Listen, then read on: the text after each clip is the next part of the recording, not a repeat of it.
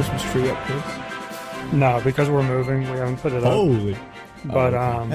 That's understandable. yeah, we do have a little like 2-foot tree. Gotcha. That's out. How long until you move? Well, we were supposed to start packing stuff up Saturday, but turns out so I use pods for long distance moves like this, and I arrange to have local storage. But turns out I called them Saturday to get access to the container, and their forklift is down, so I'm not able to get access. So I have nothing packed up. They're supposed to deliver it Tuesday, and then we'll start loading stuff up, and we head out of town Sunday. Nice. Without giving specific details away, of course, are you moving like cities away, states away? States, yeah. Ah, you're not moving back home, are you? No. Dang. Well. No, but afterwards it should make it easier to visit. So. Do you know if have you and your significant other got each other's presents yet for Christmas? Well, you already know I got my PS4. That's my present. Oh, that's it? Just that one? I mean, that's a big present. Yeah. I mean, we'll see. But it's kind of hard with the timing and the move to really get much. I mean, I've gotten her one thing, but anything I buy now, it's going to have to be packed up and moved. So it's kind of sucky timing. Because we won't get our pod delivered until the 30th. So from Sunday to Saturday, we won't have anything but, what we take in our car. Yeah. I'm pretty sure my wife has gotten my presents. And, of course, she won't tell me. Mm-hmm. And her family won't tell me. So all of mine will, I guess, pretty much be a surprise. Mm-hmm. Same with hers. I mean, she could kind of get a really good guess at all of her presents, but, we shall see. The good thing is I got it's only a month until my birthday after that anyway, so we'll see how good she does for my birthday. How good she does. Wow. Yeah. I say that in all joking because I really don't care. I don't look for presents on those days. I just have gotten to the habit of knowing I'm going to get stuff. No matter how much I say don't get me anything, people end up getting me stuff. Of course. And it kills me inside. Maybe I should try reverse psychology next year. Maybe I should just be all up in people's faces starting October. Like, hey, I want presents. Get me stuff. And maybe, I don't know. No, if you're going to be a jerk about it, you get nothing. That's what it takes. We put our Christmas tree up for, I think, about a week or so ago. I think about a little less than a week ago. Nothing under it because I'm procrastinating wrapping her presents. Yeah. Luckily, she's nothing like me because all of her gifts are literally in the other room. She could just go in there and open up boxes and find stuff. Me, I guess she thinks I'm still the fucking devil that I was when I was a kid because she's going through all this cross coordination between families and hiding stuff and giving stuff to different people and I'm not gonna look. I'm not that bad. I used to be. But I was a kid. I'm not kidding anymore. Did you ever undo the tape on the present itself? Yes. Let me tell you. I told my mom and dad this, I don't know, probably in my mid-20s or so, but I let them know. They had already knew one time because I kind of got in really, really bad trouble one time for doing it. But they didn't know the extent of how many times and how often I did it. I think probably after the age of maybe 11 or 12, I didn't know what I was getting for Christmas. Because, man, I was bad. I learned a trick. I forget who I learned it from, but I learned that trick of if you boil water and then take a present and hover it over the steaming hot water, it will make the tape actually rolls up on itself and it retains its stickiness. So then you can just open the fucking thing up and then do whatever, and then you can just place the wrapper back where you found it and just put the tape back in, and it would never be the wiser. You went all out on that. Bruh, I was bad. I remember, I knew when I got clothes, I knew when I got toys, I knew when I got games, I knew what my fucking, like, cousins were getting, I knew what y'all were getting. If mom got y'all stuff, I knew what y'all got before you got it, because she kept all the presents under the tree, and I'm like, let's see what Chris got this year, you know? Let's see what Zane got this year. I'm like, these motherfuckers, they're making out like bandits. I got socks. Yeah, because you keep opening your presents. Yeah. But I mean, as I got older, holiday, the presents stuff for me really lost its appeal. I mean, years and years ago. To me, Christmas became more and more about seeing family that I don't get to see, or even that I just don't go see throughout the year. Like, I have family in several states away that I haven't seen in probably 4 or 5 years, if not more. I set up a little Skype thing for us to do a holiday, like little, kind of like a FaceTime thing this year. I can actually see some people. It's also on me. I mean, my family could come see me. I could also go see my family. So, I mean, I understand it's not always a one-way street, but there are a lot of times where I don't see my family. I think I stay more connected with family on Facebook than I do anything else. Yeah, same here. And I don't know. I guess because once I started getting out and doing stuff on my own and and I've told my wife this the past almost every year we've been together, like, you don't even have to get me anything because I have stuff. And unfortunately, we brought this up before, we have a very expensive hobby. Yeah. It doesn't seem like it. I'm sure to somebody that makes like 80, 90,000 a year times 2 with a combined income, maybe a gaming hobby to them is like chump change. But to me, $60 for a new game is expensive. $500 for a new console is expensive. $400 for a new PC part is expensive, and so on and so on and so forth. That's not counting controllers and cables and accessories, etc.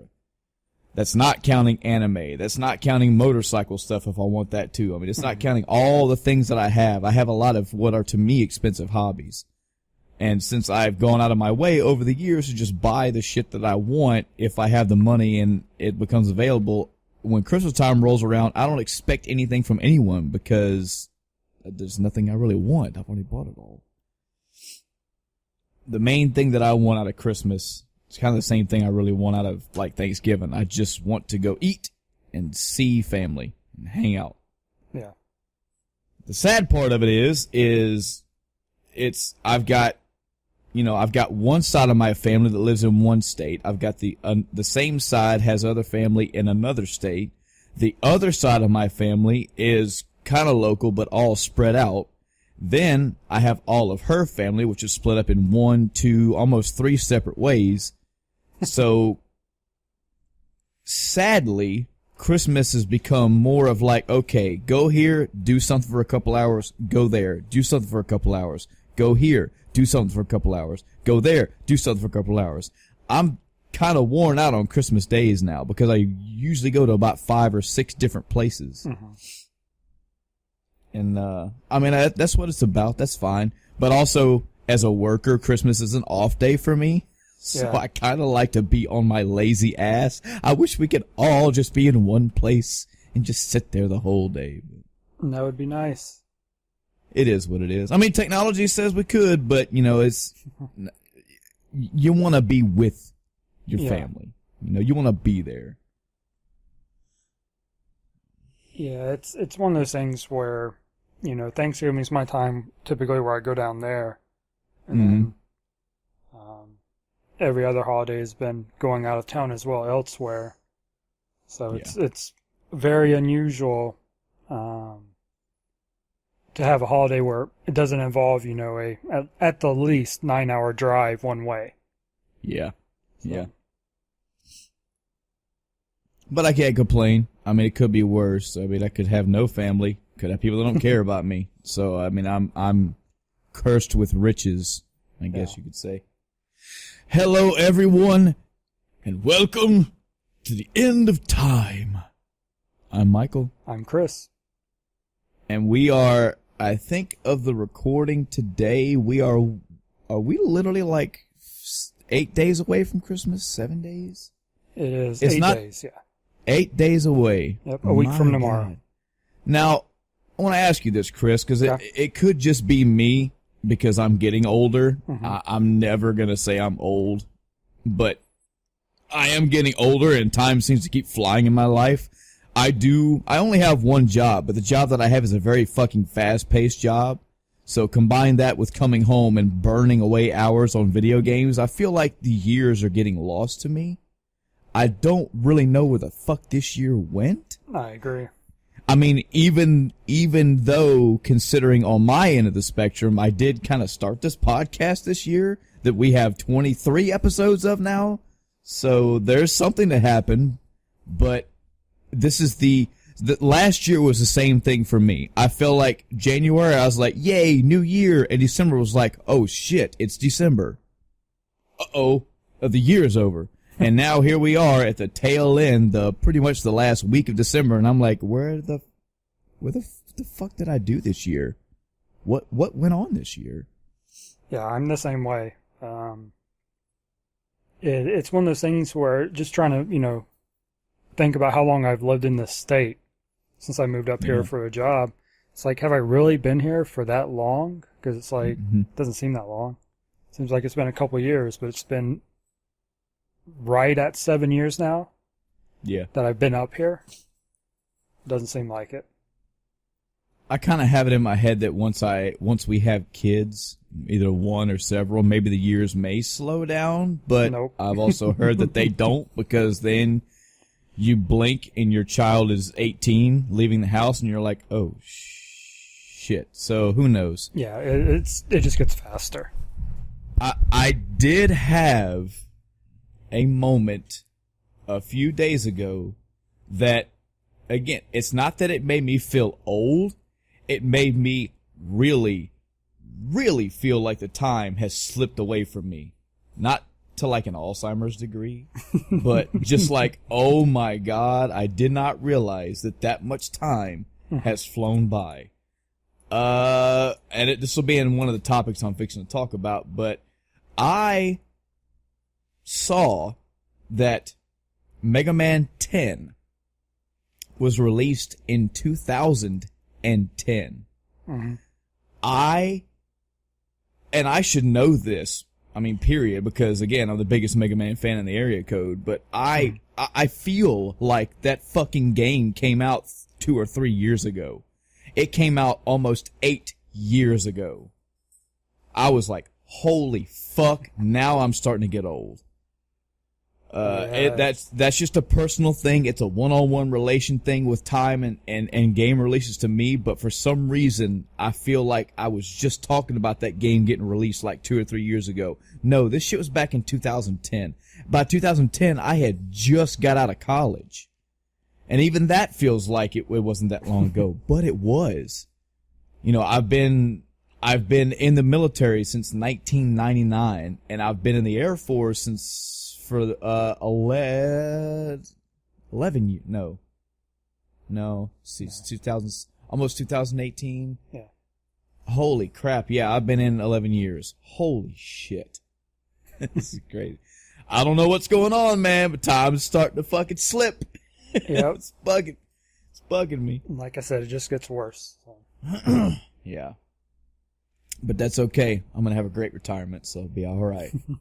All I gotta do is keep buying more games and having more YouTube videos to collect, and I'll just have TV forever and video games forever. When I can't play the video games anymore, I'll just watch the fucking shows.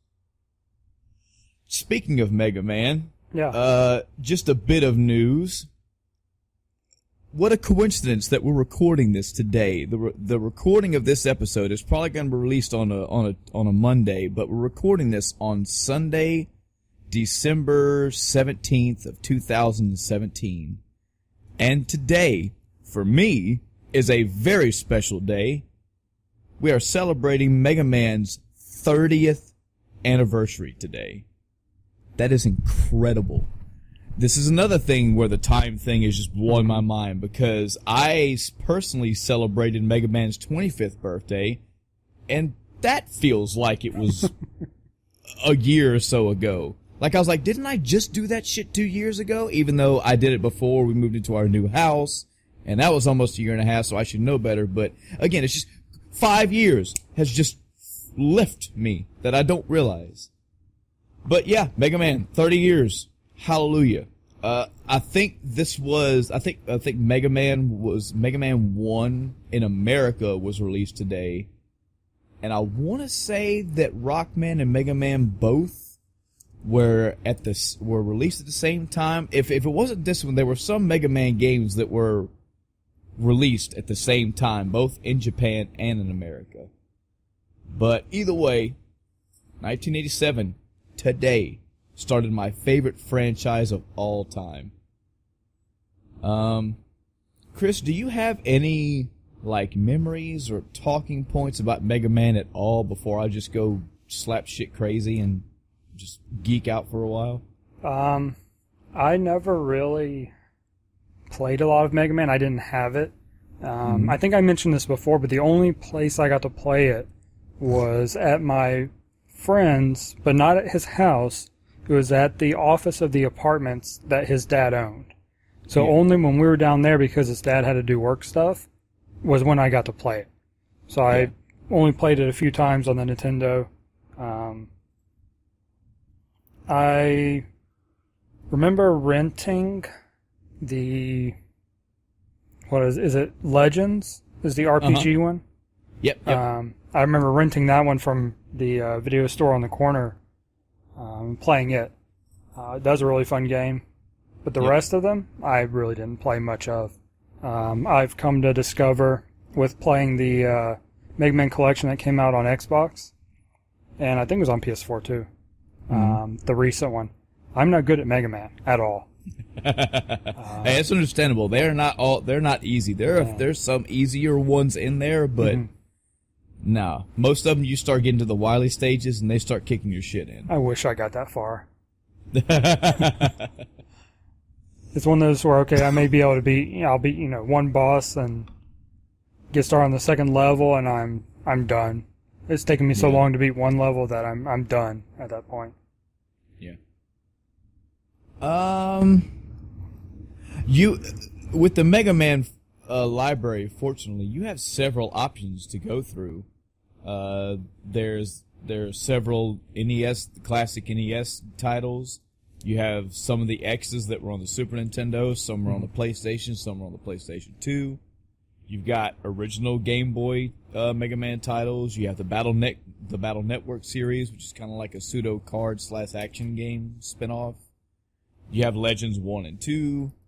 There are somewhere in the neighborhood of around 70 Mega Man titles, both directly and slightly indirect. They even have a fighting game. There's a power battle. I mean, Mega Man takes franchise to the maximum level of the word.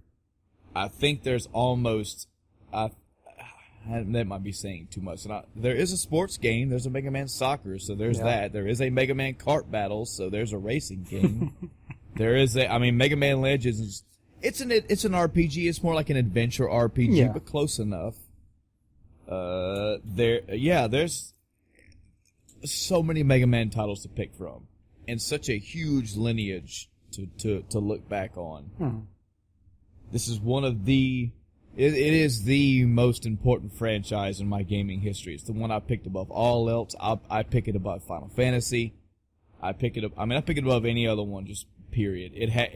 And I have no problem admitting that a lot of it is wholeheartedly nostalgia. Because, as you said, I as well have gone back and tried to play some older Mega Man games and gone, oh, yeah, I'm not as good as I thought I was. I did have friends 5 years ago when I was celebrating his 25th anniversary. What I did, I think you know about this one, but The entire month of that December, 5 years ago, every single day, I played through a Mega Man game. Sometimes two, but mainly a game a day. I just picked a game a day, whether I was working or not. I just played a game and beat it. Played it all the way through. So I did 25 games. That was 1 through, I think that was 1 through 6, because 9 and 10 I didn't have at the time. I did the X's. I did the Mega Man Zeros, which are also awesome. I actually tried Mega Man Soccer for one day, and I don't play soccer. I don't know what the fuck I'm doing, so the game did not make sense, and I tried, but I was like, nope, not gonna work. I mean, how hard is it to get the ball in the net? Yeah, no shit. Fuck you. The main takeaway that was the personal craft for me was not only playing one game every day, but periodically throughout the gameplays, I would take pictures. I would take screenshots or whatever of screens.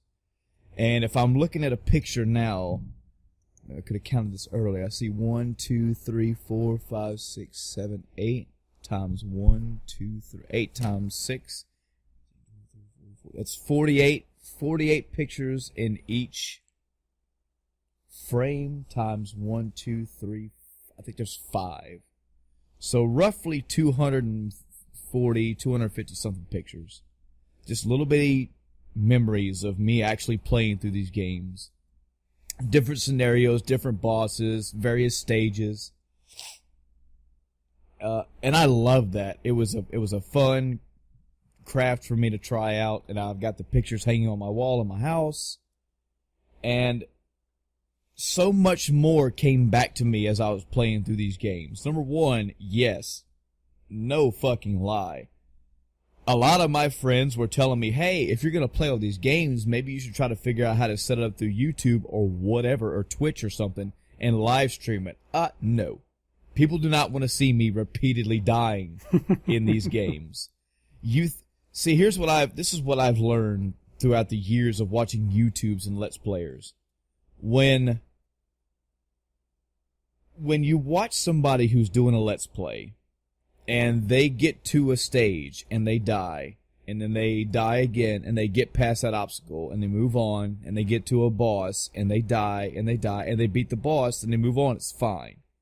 But when you go through a stage, and you die, and you die, and you die, game over, you die, you die, you die, game over, you die, you get to the boss, you die, game over, yeah.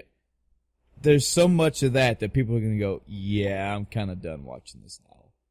I don't want to watch that, and I know people don't want to watch me doing that. It actually makes me kind of freaked out whenever I'm playing games sometimes, and my wife is watching me, and I know that I'm fucking up, and fucking up repeatedly.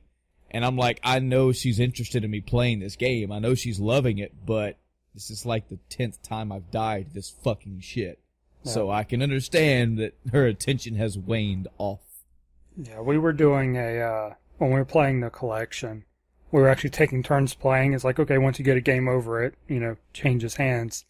And that, sounds like it may take a while, but nope. Okay, your turn. Okay, yep. Next. Yep, didn't take long to game over. So that was the first, and it's not something I needed to play through them again, a couple decades after their release, or a couple decades after I last played them to realize that. I know that Mega Man games get hard. I know that they get difficult. And again, all the different games have varying degrees of difficulty. For example, I can play through Mega Man 8, which people don't like, but I love Mega Man 8. But I can play through Mega Man 8 almost in one sitting, no problem. Rarely have to continue. I'll have some deaths, yes.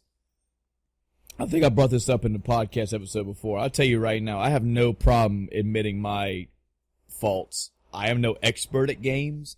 Yes, I've been doing this close to 3 decades now, but no, I am not some fucking god prophet of games. If I was to play a game in front of you, I would probably die. I would probably continue. I would probably fuck up. And it would be a lot. But I could probably make it through Mega Man probably with 3 or 4, Mega Man 8 with 3 or 4 deaths. It's one of the lesser difficult Mega Man. It has a couple shitty stages, like the snow gliding stage or the little snowboard stage with the slide, jump bullshit. Once you have those patterns memorized, they're easy. Same thing with me for Mega Man 4, only because that is my favorite video game of all time, and I've played through Mega Man 4 probably 100 times. I have that game memorized, so that one's left difficult.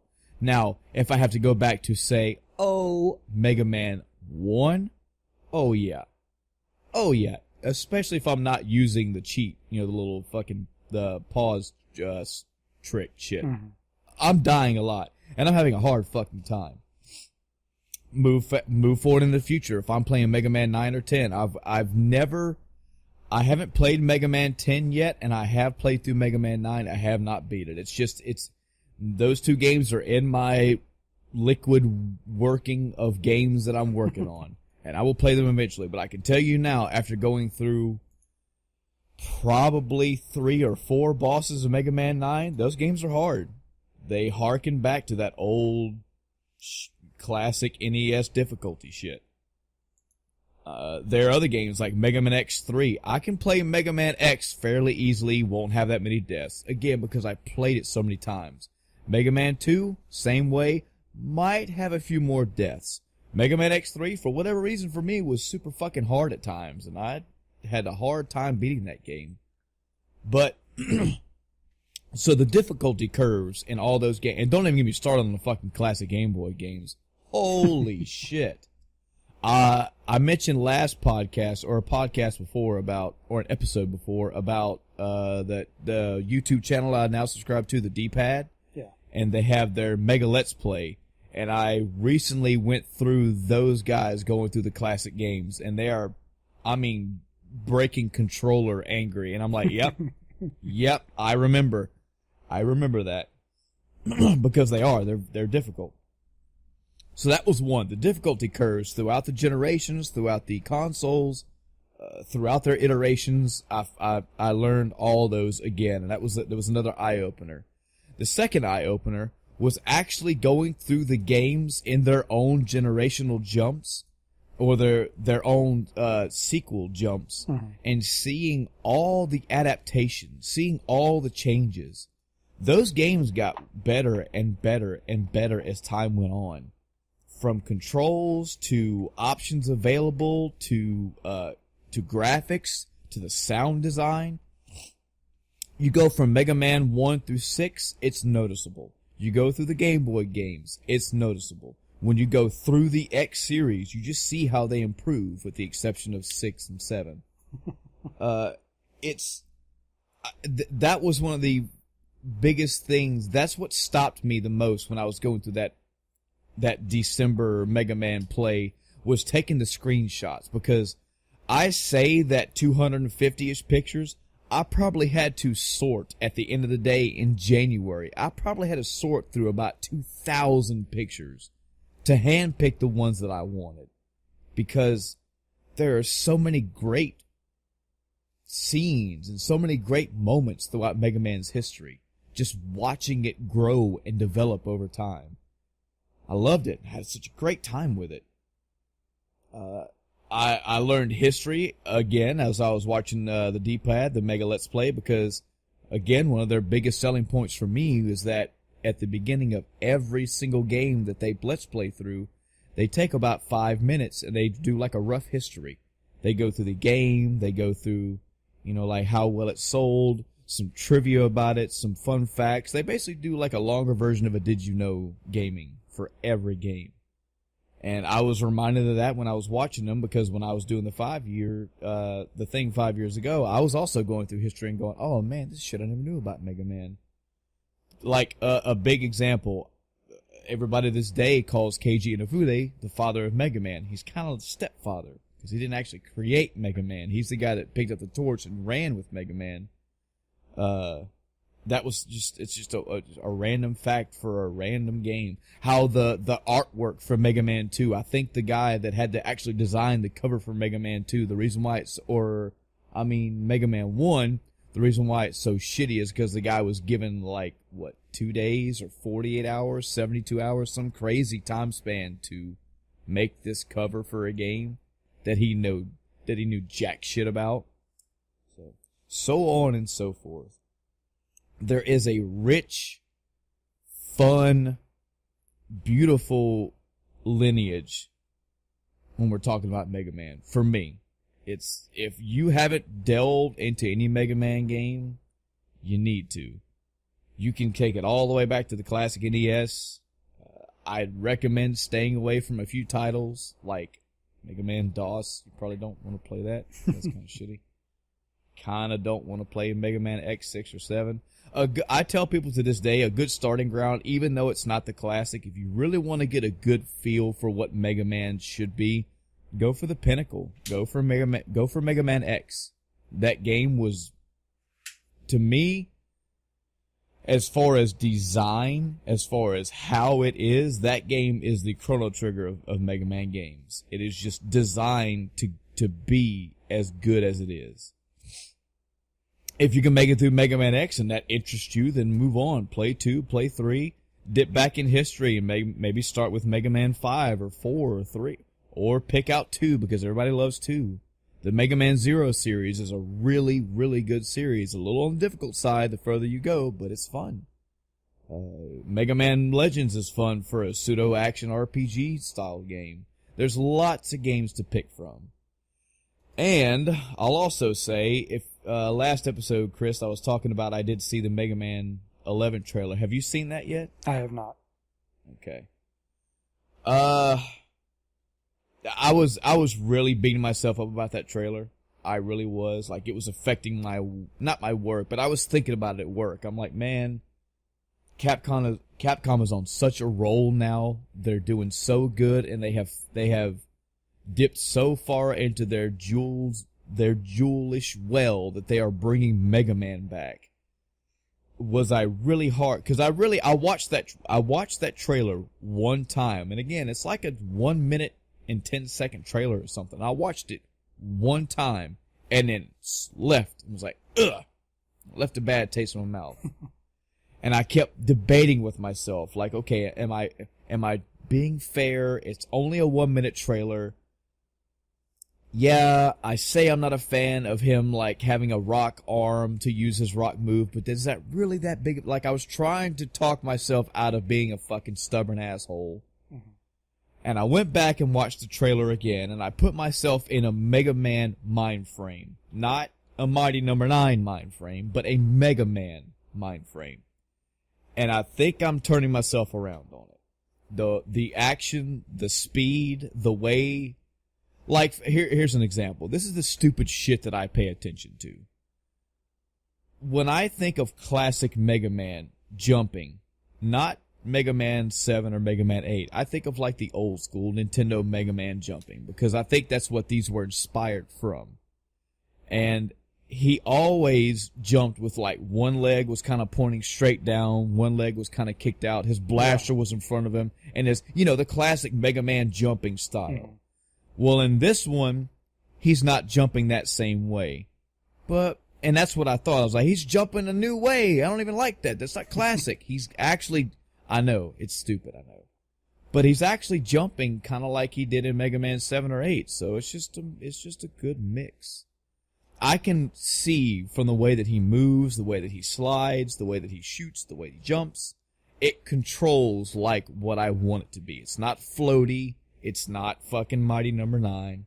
And actually, to Capcom's credit, the graphics do look way better than Mighty Number 9. The themes look way better. This looks like what Mighty Number 9 should have been. So I'm feeling a little bit better about it. I'm getting out of my old fucking grumpy, cross-armed, fucking stubborn asshole self, and I'm gonna give it time. And when it comes out, just like any other game, I may not be able to get it the day it comes out, but I am anticipating playing it. I'm not at a fever pitch yet. I'm not fucking foaming at the mouth for it yet, but I'm looking forward to it now. If this game does what I've wanted for a long time, which is put Mega Man with a upgraded graphic style, with that side-scrolling, yet 2.3D visuals, pretty graphics, if it does that but keeps the core of Mega Man intact, as in the controls, as in, yes, the difficulty, as in the typical 8-boss thing, revisiting boss later, take the power-ups, every boss, if they keep the core of Mega Man and the graphics are just prettier, it's just a new little stylish look, I'm cool with that. I think Mighty Number 9 put a bad taste in my mouth. I mean, it put a bad taste in a lot of people's mouth. A lot of people's mouth, and it's fucking just deserved that it did. And that's one of those games where I put it on my Amazon wish list, because I heard it's like Mega Man, it's, spiritual successor, so to speak, and after watching people play it, I went on Amazon and I took it off my list. Yeah. It's funny, me and Adam had a discussion about this. It was off podcast. It was just a discussion at work one day. And I was venting all my frustrations. We'll probably have like a Mega Man day. Maybe this game may come up in a discussion we'll have one day about. We might do an episode on games that didn't live up to the expectations, or games that were supposed to be great but turned out to be garbage. Mass Effect 2. But it was like, you're really hung up on this game. Like, you're a Mega Man fan. What is so bad about this game? Without getting to the long discussion, without making it right now, I'll tell you this right now. The biggest disappointment about that game is that it garnered so much money from its Kickstarter. It made so much money. Mm-hmm. It had a budget of a huge AAA fucking game, and that is not what we got. We got a worse game at release than what the game is that was shown in the demos. That's bad. Oh, yeah. Again, I have not played this game. I'll say this again, because everybody's going to tell me, well, you haven't played it, your opinion doesn't matter. Fuck you, yes it does, because I've watched people play it, I've seen the reviews, I've seen the gameplay footage, I've watched the game in action. And without even having a controller in my hand, I can see that game and go, yeah, no. That's not a Mega Man game, for one. And two, that looks like ass. That is some shit. That is not Mega Man. That's not anything. That's not a spiritual successor to Mega Man, which is what it should have been. It was also a game that had millions of dollars. It was like somebody coming to you, Chris, and saying, "Hey, we've got this new shooter coming out. It's going to be called Modern Warfare 2, okay? It's going to have all these updated graphics, and it's going to have this fairly in-depth plot line, and it's going to have a vast multiplayer." And you're like, "Yeah, fuck yeah." And then you get it, and you get GoldenEye. And you say, well, okay, but this control's very weird, and these graphics are not that good. How much did you take for this game? About $3 million. $3 million. And this is what you got. This is what I'm getting. So, anyway, Mega Man 11's coming out next year sometime. I'm looking forward to it. I hope it's good. And if it is, then yay, Capcom, you're back on my good list. I know that, Chris, we're gonna have, Capcom probably. We might have to do the Rise and Fall and Rise of Capcom instead of just the Rise and Fall, Yeah. Unlike Konami, which, yay, you got work to do, guys. Capcom is now showing you how to do this, so you guys need to get on the ball. Big time. Chris, before we roll into weeks, do we have any, well, actually? Nope, I don't. Man. Chris, I just gotta know, how does it feel to be just a walking perfection when it comes to podcasting? I mean, it's like I do anything else, so. I mean, you just make... I like how we can just come on this podcast without a script, without the internet directly at our fingertips, and never make a mistake. This is great. So, just another tell for you guys, even up to this podcast right now, you cannot comment on us and tell us we're wrong because we found nothing, so we're always perfect.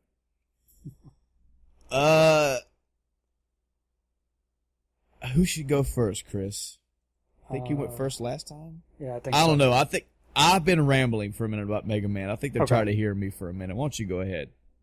So, despite having a fairly busy week with, getting stuff ready for moving, I actually have a lot of different things that I watched and played. Hallelujah. So I, went to your list that you gave me, and I was trying to find, the movies that were available for free, whether that was Netflix, Sling, or on Amazon Video, which I've come to discover that Amazon Video has nothing worth watching for free. It's like, wow. Here's your Prime Video subscription, go watch all these things. Nothing I want to watch. I feel the same way. I get emails every third day. Hey, you have an unused Prime thing. And I'm like, all right, fine. I'll go look at these albums that you have. Look, it's nothing I listen to. Let me go look at the videos you're offering me for free to watch. It's nothing that I want to watch, or I've already seen it. Now, I have had better luck with Prime Music. They have had some MSI and other good things on there that I was able to throw on my phone's playlist and listen to in the car. So, can't complain too much about the music, but the video, I don't think... I haven't watched anything on there that I didn't purchase. I didn't get anything free with my, Prime stuff. But I did catch on Sling Iron Man 3 and Thor the Dark World. So I've started, trying to catch up on the Marvel timeline. Next is Winter Soldier, but... So I caught those. Iron Man 3, I did miss the first, 20 minutes because it was not one of the ones that would let me rewind it. Yeah. And I've got to say that I liked the action of it. But the ending, I wasn't happy with. And the whole Mandarin thing, I wasn't happy with either. Let me just tell you. Yeah. I hate to Kanye West you. I'm gonna let you finish. Mm-hmm. But let me tell you, like I said when I gave you that list, as far as the Marvel movies as a whole are concerned, they're not all masterpieces. Oh, I know. And at a minimum, there's a few of them that are meh. You just picked the two meh. Thor 2 was a pile of whatever. It was okay, and it had a couple okay points. But it's at the bottom of that list. Same thing with Iron Man 3, and kind of same thing for Iron Man 2. Moving past those, you start getting better. Like Captain America 1. It's a little bit better than meh, in my opinion. Still bottom, but better than meh. When you go from Iron Man 3 and Thor 2 to Civil War, you're going from the 2-star to the 5. There's a 6-star shooting out of the top. So, get ready. Yeah. And I I'm trying to watch them in order, so I know that there are the gems out there that I could go immediately watch, but I don't want to jump around too much. Yeah. Like I said, I just don't want you to get discouraged. I don't want you to see those two and go, oh God. Because they are way better than that. I mean, it takes a pretty bad movie for me to not finish it, and I get discouraged, like Annihilation. But overall, Iron Man 3, I mean, it's not, the pinnacle of the series, but it wasn't terrible. Like I said, I just had issues with the whole Mandarin thing. Yeah. Because they had so much potential. Yeah. And then for it to be what it was very, very, very disappointing. Spoiler alert for Iron Man 3. We can talk about it. It's fine. Okay. I feel the same way. I liked the idea of all the suits coming out of nowhere, but I felt like that was more geared toward kids liking it and less of a, grand scale thing. Like, I thought it was cool, but I thought the 5-year-old in me thought that was cool. Not where, like, everything in Civil War I thought was cool. Same thing with the Mandarin. When it was revealed that old fucking dude was not the Mandarin, that he was just an actor, and the other guy was a Mandarin who also had flame powers because the guy and the girl had the flame powers, and yeah, and I didn't hate it. It was just more like, sure. And the ending disappointed me. You know, I didn't mind the ending sequence with all the suits and stuff. My issue with the ending started with the clean slate thing. Yeah. Because that made no sense to me. Yeah. It's like, okay, I get what he's doing. He wants to, you know, he's talking about clearing his plate and distractions and going back to, you know, focusing on what's important. Great. Mm-hmm. Great idea. Do it. Why would you destroy perfectly good suits? Precisely. Why? He could need them tomorrow, and now he's screwed because he has nothing. Yeah. There are two things about that movie that really bothered me, besides the Mandarin. Mm-hmm. One was the whole thing with him going through his all of his personal issues. Yeah. I think in the comics he's had the thing with the drinking, but I guess they didn't want to do drinking. They just wanted to do PTSD instead. And I just wasn't feeling it. I didn't feel like I was drawn in. I felt like it was all engineered for that one movie, and that was it. You know, this wasn't like a progressive thing that I caught happening with Tony Stark from Iron Man 1 and Iron Man 2. I felt like out of nowhere, and yes, again, we were given a reason, and I know there's a reason why that shit was triggered in him, but they introduced it in the movie, and they made it a big deal in the movie, and they had a kid come along and help him with it. It just rubbed me the wrong way. I didn't hate it. I just felt like I don't need this. You know, Tony Stark is an Avenger, and he has saved the world from aliens and is saving the world from powerful beings. I don't need this other personal stress of his. I would have thought it a bold and very brave move if they did make it alcoholism. Not only for, you know, the Robert Downey Jr. thing, period, but because that was what Tony Stark's issue was. If they would have made that a thing, they kinda, sorta tried to address it in Iron Man 2, but didn't do good enough. I feel like they went in Iron Man 2 and was like, okay, let's make it where Tony starts being like a drunk, and then, well, that didn't work. Nobody cared. Let's make him have kind of like this fucking stress shit going on. I just didn't care for it. And yeah, and the second thing, same thing.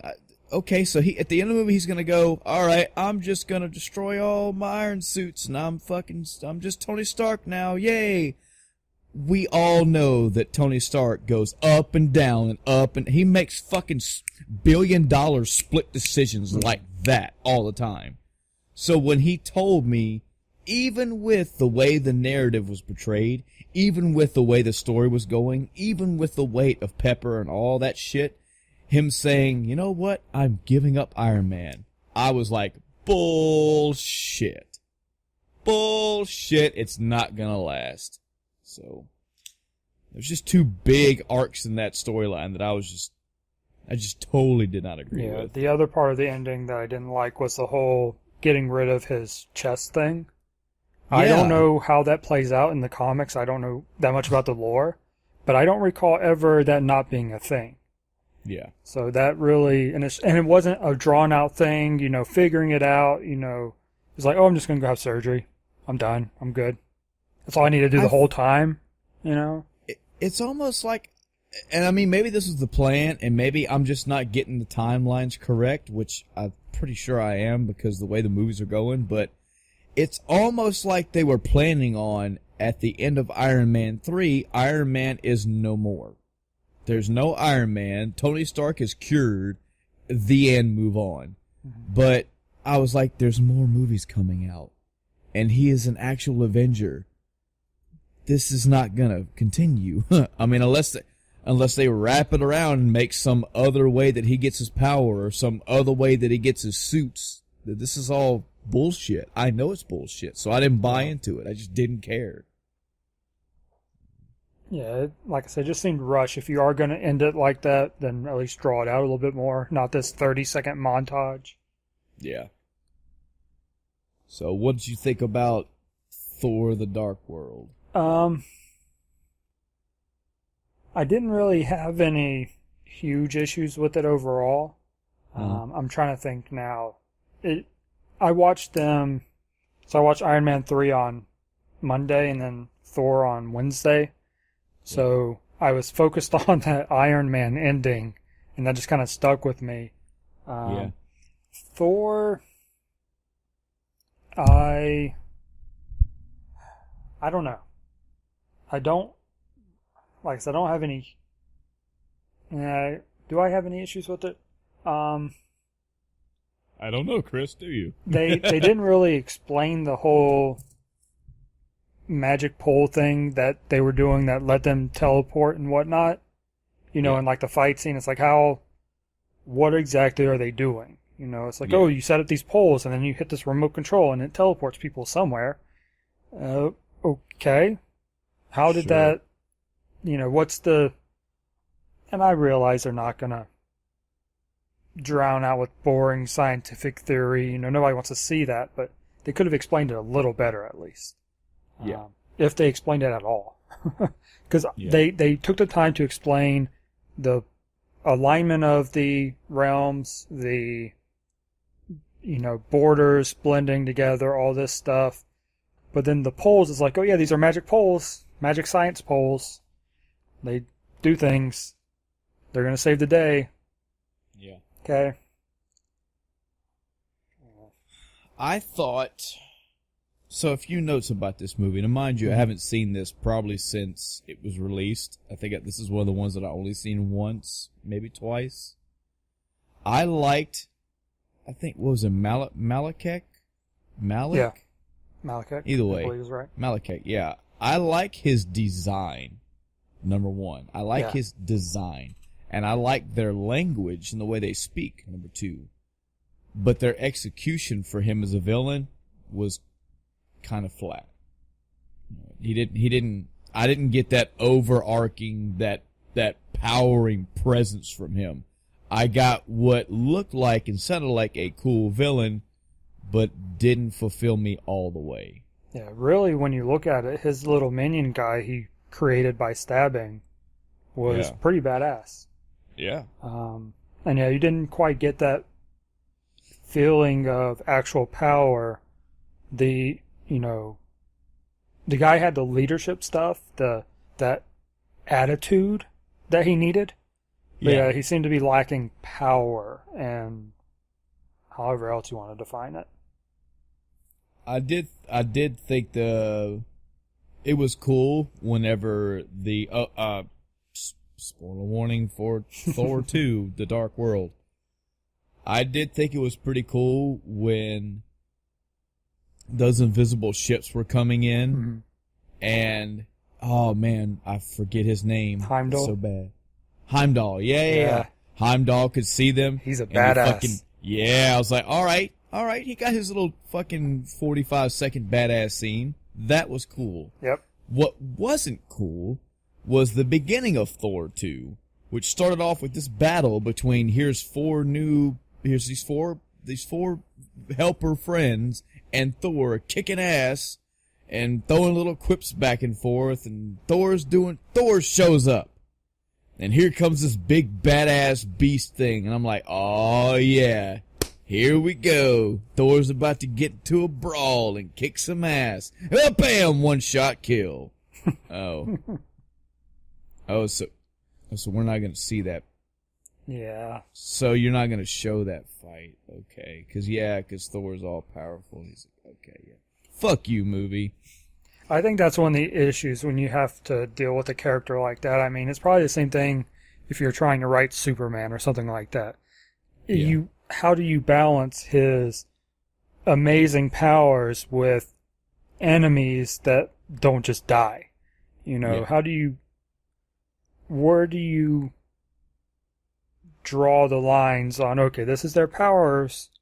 This guy has to do something to put up a fight, but then it's Superman or it's Thor, how do you balance that out? When you go against Iron Man, okay, he's a guy in a suit. You can beat him down pretty easy. You know, it's not outside the realm of believability. Or whatever. Now, you bring up a good point, because this is where I wonder. I'm so curious. Thankfully, we've only got a few months to worry about this, but I'm very, very curious how the Infinity. I wonder how they're going to do this movie in regards to Thanos. Because, from what I'm, not just the comic representation, but if I'm taking it strictly from the MCU concepts, if I'm strictly taking it from what the MCU has given us, each one of these stones has total control power over what it is. Yes. So, how is anybody, I know I'm getting to this point, I'm just laying it out long ways here. How are any of these Avengers or Guardians, etc., and so on, how are any of these people gonna stand a chance against Thanos when he has this glove? Because he has total control over it. The Hulk will not be more powerful than that stone, you know, and so on.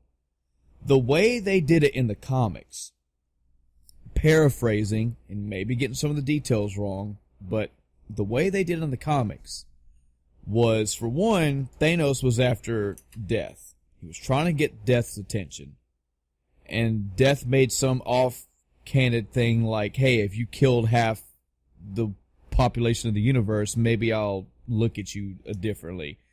He did it. So half the universe completely wiped out. She was like, nah, that wasn't enough. Well, Thanos had the glove, had all this power, and was pissed off that he couldn't get Death's attention. The Death kept throwing a cold shoulder to him. He had another character in his vicinity named Mephisto, who, I mean, for lack of a better way, was the fucking devil. And Mephisto had ulterior motives. He wanted the gauntlet for himself as well. But what he told Thanos is, hey, you have a glove. Number one, you're Thanos. You're a mad titan from another planet, which makes you fucking badass powerful as it is. But you have an infinity gauntlet with all the infinity stones, all 6 of them, which give you total control over every single aspect therein. You are untouchable through anything. You can manipulate reality. You can control aspects of every individual bit of strength. You can control people's minds. You can control people's souls, time, so on and so forth. Why would Death be attracted to you when there's no obstacle for you? There's no way to prove how powerful you are, because you are all powerful.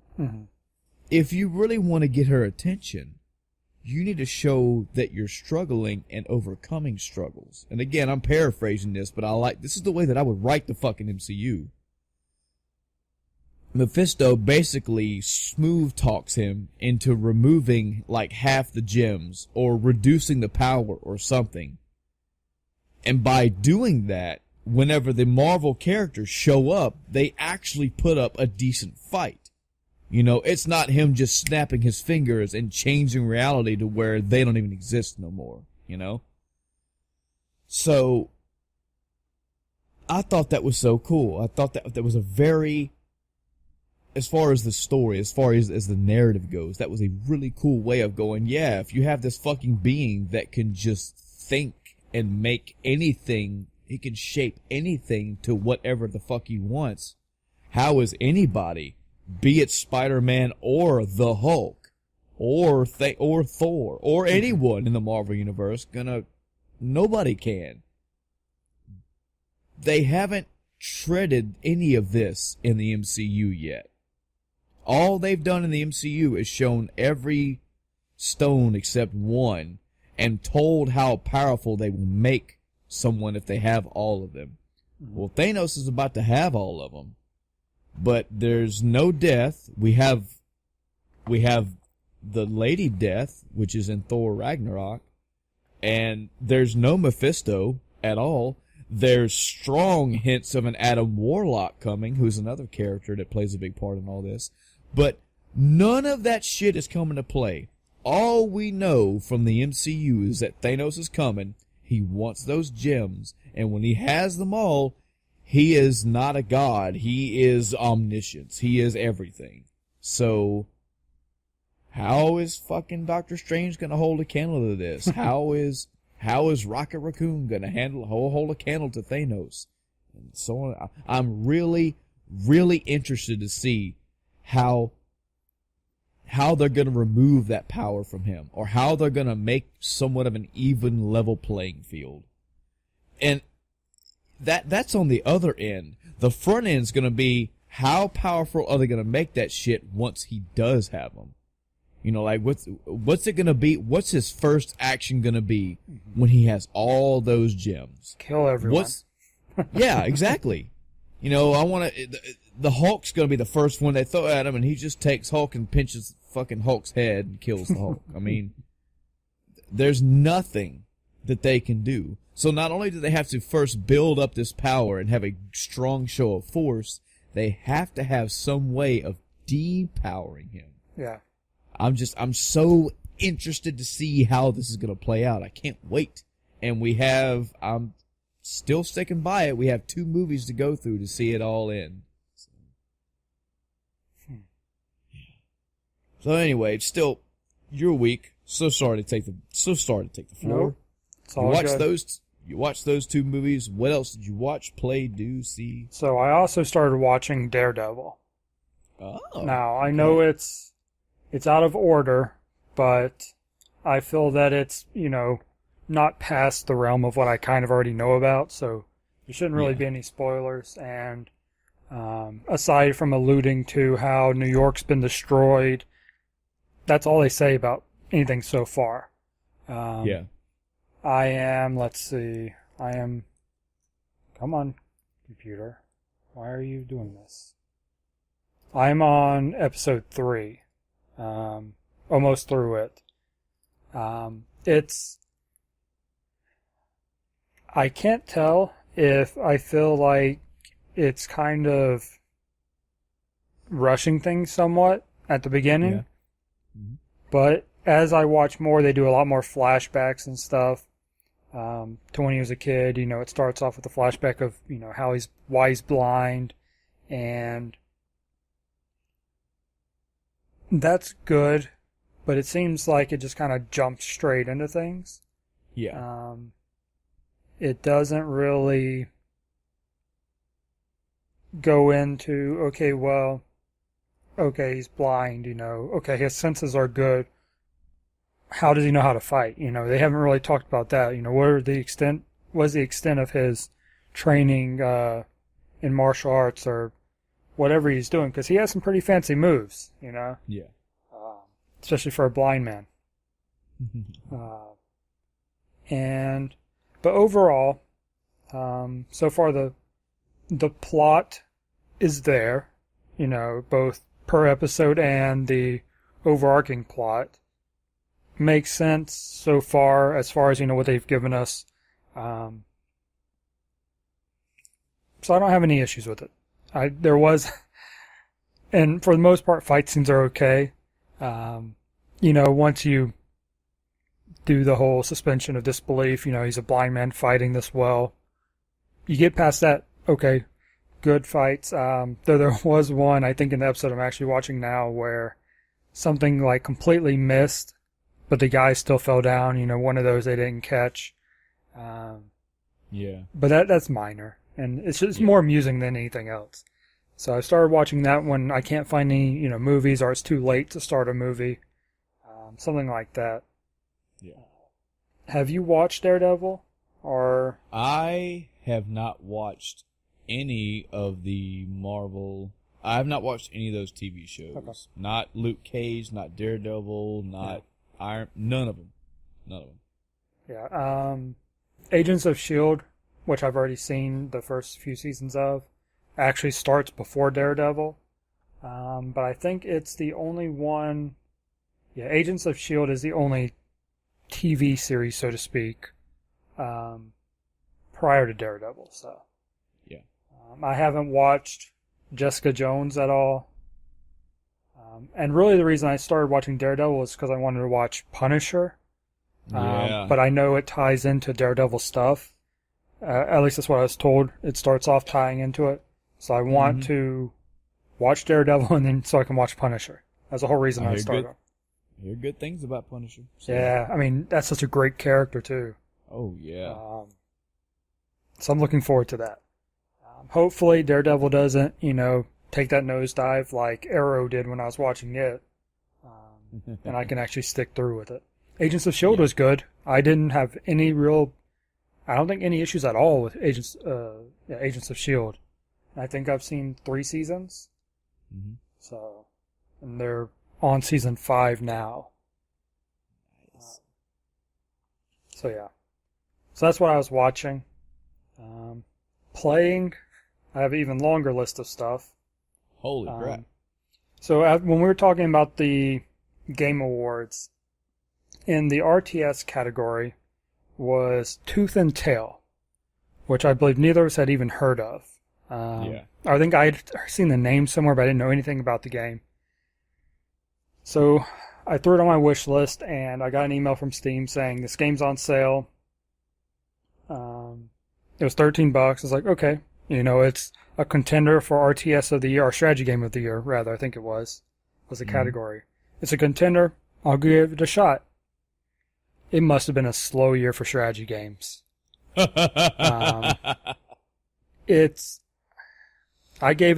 ended up playing for 45 minutes. That's how long I was able to deal with it.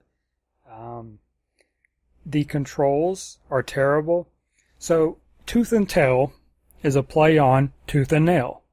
Right. So, the tail part is because you're all rats or something like that. They're all animals, anamorphic, whatever the word is, where they're humanoid animals. Anthropomorphic. Yes, sure, whatever you say. They're that. So, you're this rat characters, and there's these rat mob family or factions or whatever you want to call them. So it's faction against faction, for who's going to get all the food and survive and stuff. And they kind of allude to the losers get eaten, but at the same time they're growing wheat and stuff, so I'm not sure if the meat they were talking about was the actual other factions or if they're just talking about food in general. So that was a little interesting thing. But I do not like how this game controls. So you have your main character guy who literally does nothing. You move him around, and where he's standing is where your actions occur. So the controls for this are you move around with WASD, pretty typical. And the mouse, if you right click, that summons all of your troops to you. So you rally your troops, basically is what it does. Left click, you can choose one type of troop to bring over. So if you only want to bring, my rapid fire assault guys, I'd leave them to defend my base. And then I take my mortar team, my mortar launching rats off to destroy, this building over here. So the other ones are defending, and so, left click moves. But you have to manage your income, which are farms. Like I said, they're these windmill things. And you have 8 tiles around it of farms. So that's your income. And as you get that income, that food, you're able to purchase more troops, build buildings, etc. And it's just, your food doesn't last forever either. And it seems way shorter than it should be. Because all right, I take over this mill, or you start with a mill, you build your farms, you're like, all right, got my income, now I'll build up some troops. Oh, I'm out of food. And my farms are going fallow, which means you can't rebuild them. So you have to go find another mill and take it over. So it's kind of this, but you don't have enough troops to take the other mill because your farm ran out. You put up your defensive buildings, built a couple barracks. I'll call them barracks for general term for them, for your troop buildings. You put up your barracks and then you're out of stuff. So you have no troops or very few troops to take this other mill. It's a very oddly balanced game, and like I said, I wasn't a fan of the controls at all. There's nothing graphically great about the game, which I'm not, for an RTS, or, I'm not too big, I don't care that much about. But there was nothing that stood out to me about this game. So you would say, in your opinion, as far as it being a contender for a Game of the Year award, not warranted? No. Okay. I don't know. That's what I can stay away from. Yeah. I mean, maybe I didn't get far enough. I played 45 minutes, and I did, I think, in that time, 6 to 8 of the campaign missions, which some of them aren't long at all. So I made it through a bit, and I didn't try the multiplayer at all. I didn't want to even touch that, which maybe there's something different about it, but I doubt it. I just don't see it playing well in a multiplayer style. Yeah, God, I hope that's not... Number one, if that's the only appeal of a game, that's not good enough for being a Game of the Year. Unless it is solely, like, example, World of Warcraft. If that was a Game of the Year. Yeah, because that is a strictly multiplayer online game. But if a game has a single-player story campaign, a well-designed, long, lengthy one, etc., but the multiplayer campaign is the best multiplayer around, that's not good enough for Game of the Year. Yeah. The whole package needs to be considered, Yeah. Did I ever tell you my Battlefield 2 story? You know what? I don't know. I think I might have told this in a podcast on another episode. If I did, I guess it's okay. If I'm retelling the story, whatever. So, long time ago, back when me and the guys were all, the same Halo group guys, They moved on to Call of Duty, and I, of course, tagged along with them. Well, Adam, around the time when I first started working with him, was talking up Battlefield. Didn't like Call of Duty at all. It was all about Battlefield. I wasn't against Battlefield because I hadn't played a Battlefield yet. Mm-hmm. And he had talked all the time about Bad Company 2. Just talked all sorts of great things about Bad Company 2. So finally, I had enough about it. I heard enough about it. I said, all right, shut up. Just bring the fucking game to me. Let me borrow it, and I'll get my opinion of it. And if it's good, maybe I can convince the guys to play it, and we can move on from Call of Duty. But we'll see. So he lets me borrow the game. I borrowed it for a weekend. I brought it back to him. So I borrowed it Friday. Brought it back Monday. I was like, here.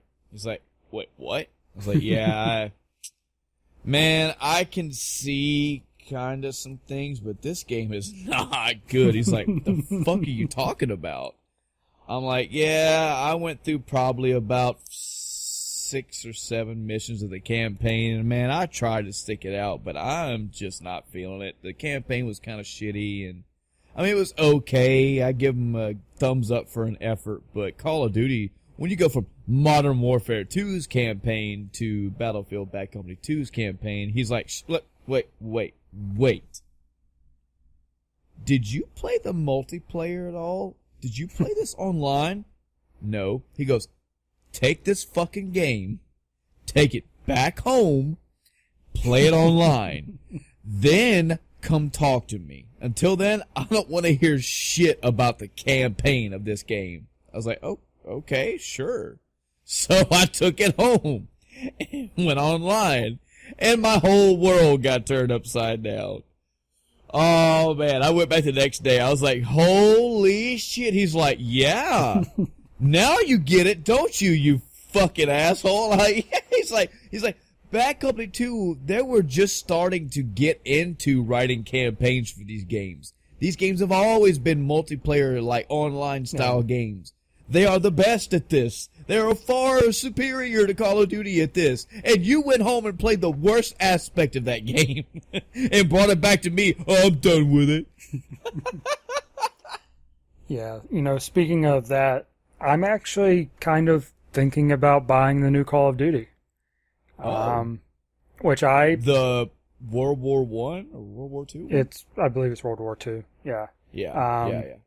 The multiplayer on it So traditionally, Call of Duty has the various modes. Search and destroy, last man standing, or not last man standing, but what is it? Just deathmatch. There are weird modes they had on the last one because you could wall run and crap like that, or second to last one, whatever one they did. I don't keep up with the series, but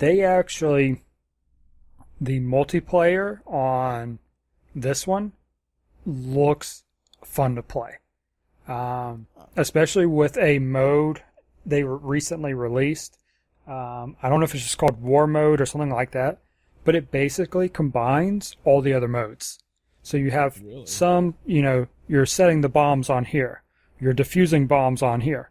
You're just taking over this area here. It combines all these different modes into one big push where you're taking over this place or you're defending this place. And it does back and forth. I guess one war mode game is offense and defense. So whoever, gets further, or if both teams, complete it, whoever did it faster. I don't know if that's how it works or not, but so you take turns attacking and defending. And it's like 3 parts. You have your first objective, then your second objective, then your third. It looks like a lot of fun. So I'm actually thinking about trying it. I don't know. We'll see. That's a after move decision to make. Yeah. We will eagerly await your Call of Duty report. Yeah. Go ahead. But yeah, I was just thinking how you said you haven't played the multiplayer of Tooth and Tail, and I was like, yeah, man, that'd be really sucky if you just let go the best part of that game, but I don't think that's the case, man. I think you're okay not doing it, because there's no way you would have an entire game on a contender for game of the year when the only greatest aspect is the multiplayer. I guess maybe it just wasn't for you, bro. Yeah, I mean, it was. If they had done the controls differently and balanced the resources better, I think it would have been more fun to play. I mean, I didn't hate it. It just wasn't a contender for a strategy game of the year. At all. Especially when you look at the rest of the category. Not at all. So, I didn't actually play Assassin's Creed Origins, but I did boot it up to check and see if there was a new god to kill.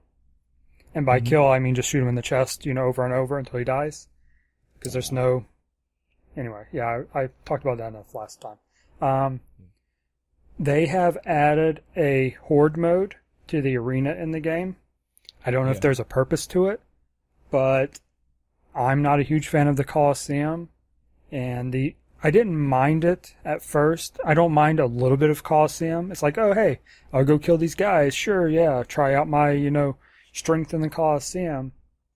But it was kind of repetitive, because before you can fight the other gladiators, you have to kill all these little minions and stuff over and over, and that just got repetitive and tedious. But I haven't tried this horde mode. I might try it. I think that's a post-move thing. Because I'm going to be busy packing starting Tuesday. So I'll probably...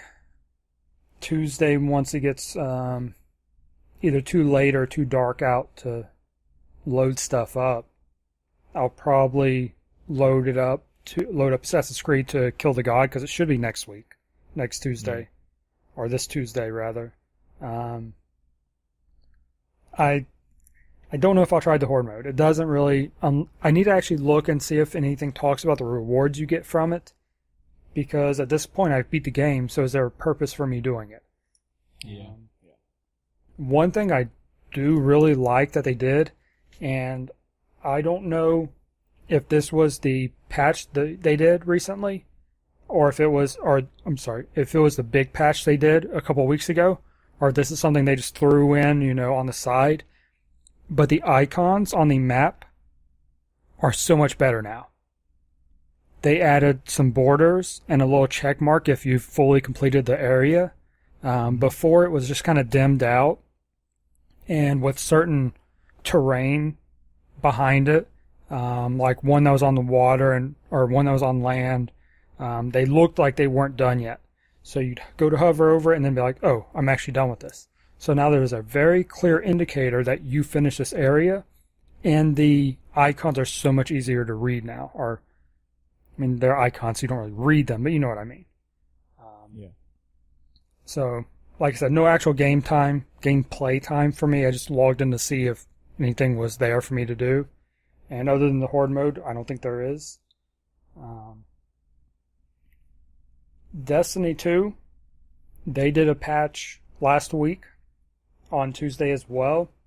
And the big thing to come out of it was their masterwork system, which kind of adds back in. I don't know if I talked about it at all before it happened, but they added in a way to go after random rolls on certain weapons, so that was the big thing in Destiny 1. You know, you get a weapon, it doesn't have the perks you want, so you keep grinding that weapon until it gets the, you know, quote unquote god rolls, you know, the god perks. And that was, you're done with that weapon, finally. And that would take who knows how long.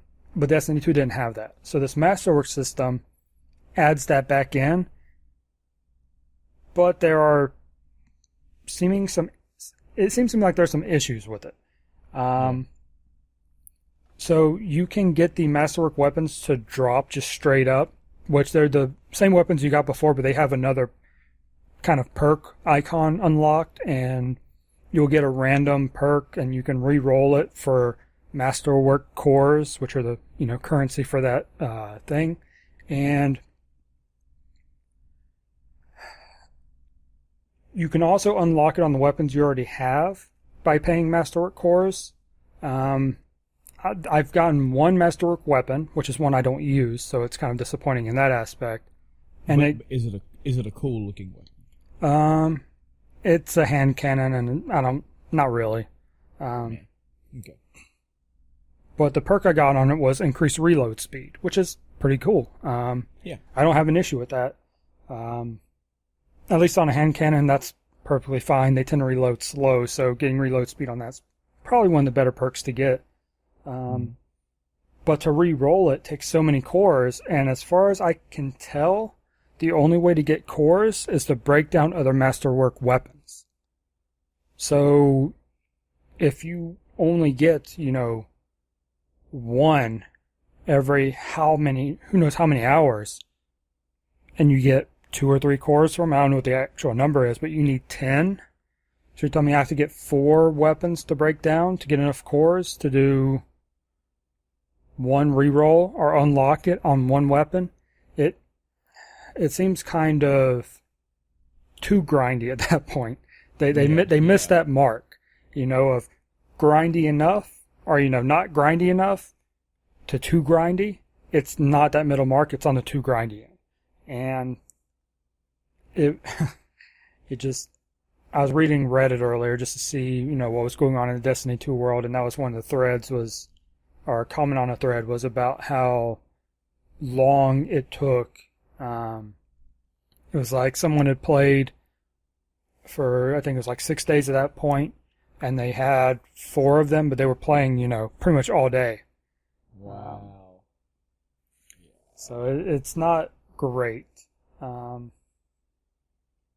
The one thing that unlocked this week with the patch was the Faded Engrams, which you can buy from Xur, which is the NPC that shows up every weekend where you can buy exotics and stuff. But the Faded Engram is unique in that it will give you a exotic that you do not already have.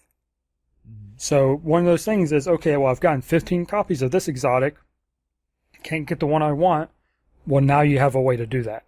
Once you get to that point where you only have a few exotics left, or even if you have a bunch and you just don't want to, you want to have one less to grind for because the currency to buy them isn't difficult.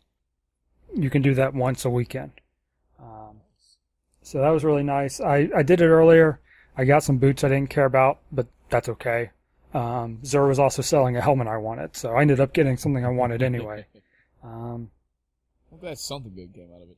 Yeah, I did some of my weeklies on my main character. So my hunter went from 316 power to 325 power, which the cap right now is 335 with mods. So I've made some decent progress, and that was with only playing 2 days, 2 afternoons, and the second afternoon wasn't even a full afternoon, I don't think. I enjoy the game. I just wish there was more story to play, more campaign missions to play. There's apparently a place you can go that gives you kind of a random dungeon type thing every time you go through, but it's very repetitive. It's not random dungeon as in, oh, this is cool and unique and special. It's, okay, platform, done. Boss, done. Okay, I'm done. Chris, they tried. That's all that counts, right? Like I said, I didn't even know this was a thing because that's not part of the story. I mean, it is part of the story of the game, but not that you can go back and do it over and over. As far as I can tell, nothing in the game indicates that you can go back and do it over and over. I still haven't done it because I got sidetracked doing my weeklies, and as far as I know, there's no reward for doing it. I mean, it's just standard. I mean, I don't say no reward, but no useful reward for doing it. Which is the issue with half the game because they don't give you things that matter. It's so frustrating to not have anything to progress with. I totally agree. Because I can do 20 different things in the game, but only 5 of them give me something useful. Wasn't Destiny 2 up there as well as a ongoing Game of the Year award? Yeah. Yeah, that was one. It was too soon for it to be on there. I think I said then that Destiny should have been on there because it wrapped up this year. So it should have been there instead of Destiny 2 because Destiny 2 is too good. Too new, rather. And just had its first DLC. So getting into a new game that is not just went into early access. I didn't know anything about this game. It's also a strategy game. They Are Billions. Have you heard of it? No. Okay. I hadn't heard of it until I saw Sinvicta play it on Twitch, and he was actually playing it.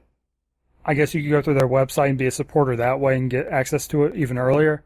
But it released on Steam on the 14th? 13th? Something like that. So this week. And I had it on my wish list, and then it went live, so I went and bought it. It was $20, I think. Which isn't bad for an RTS.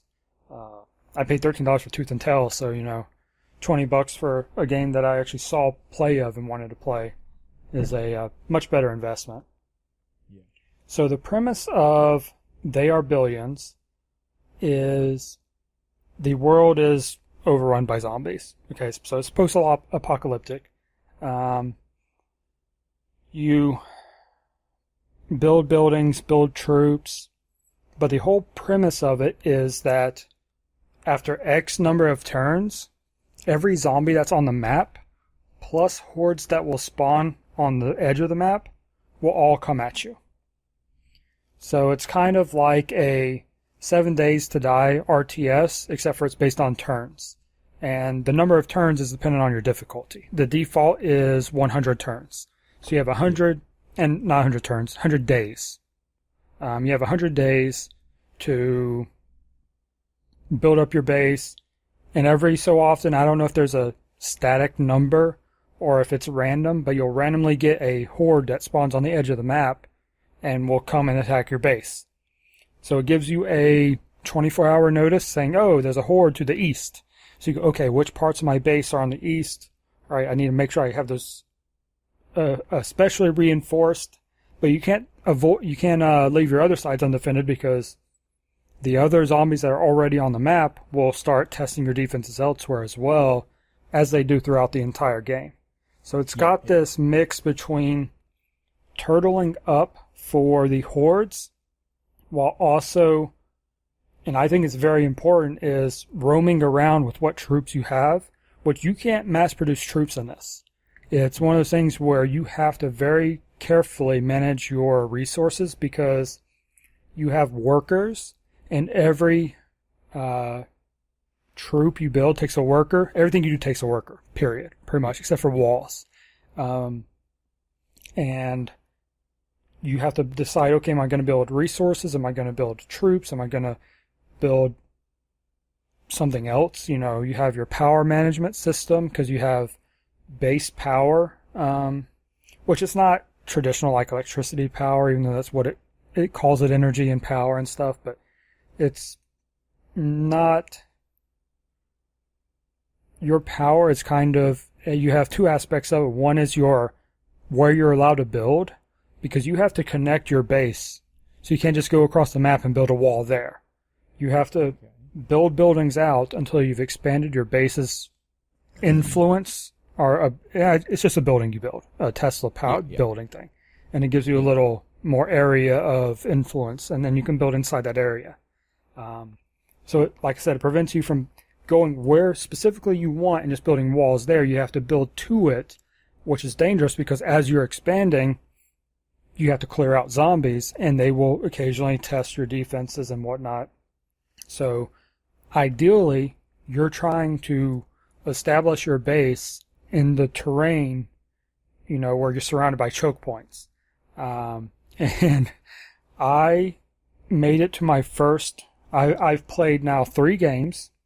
Coincidentally, I have 3 hours in the game. That's not 3 games or 1 game per hour either.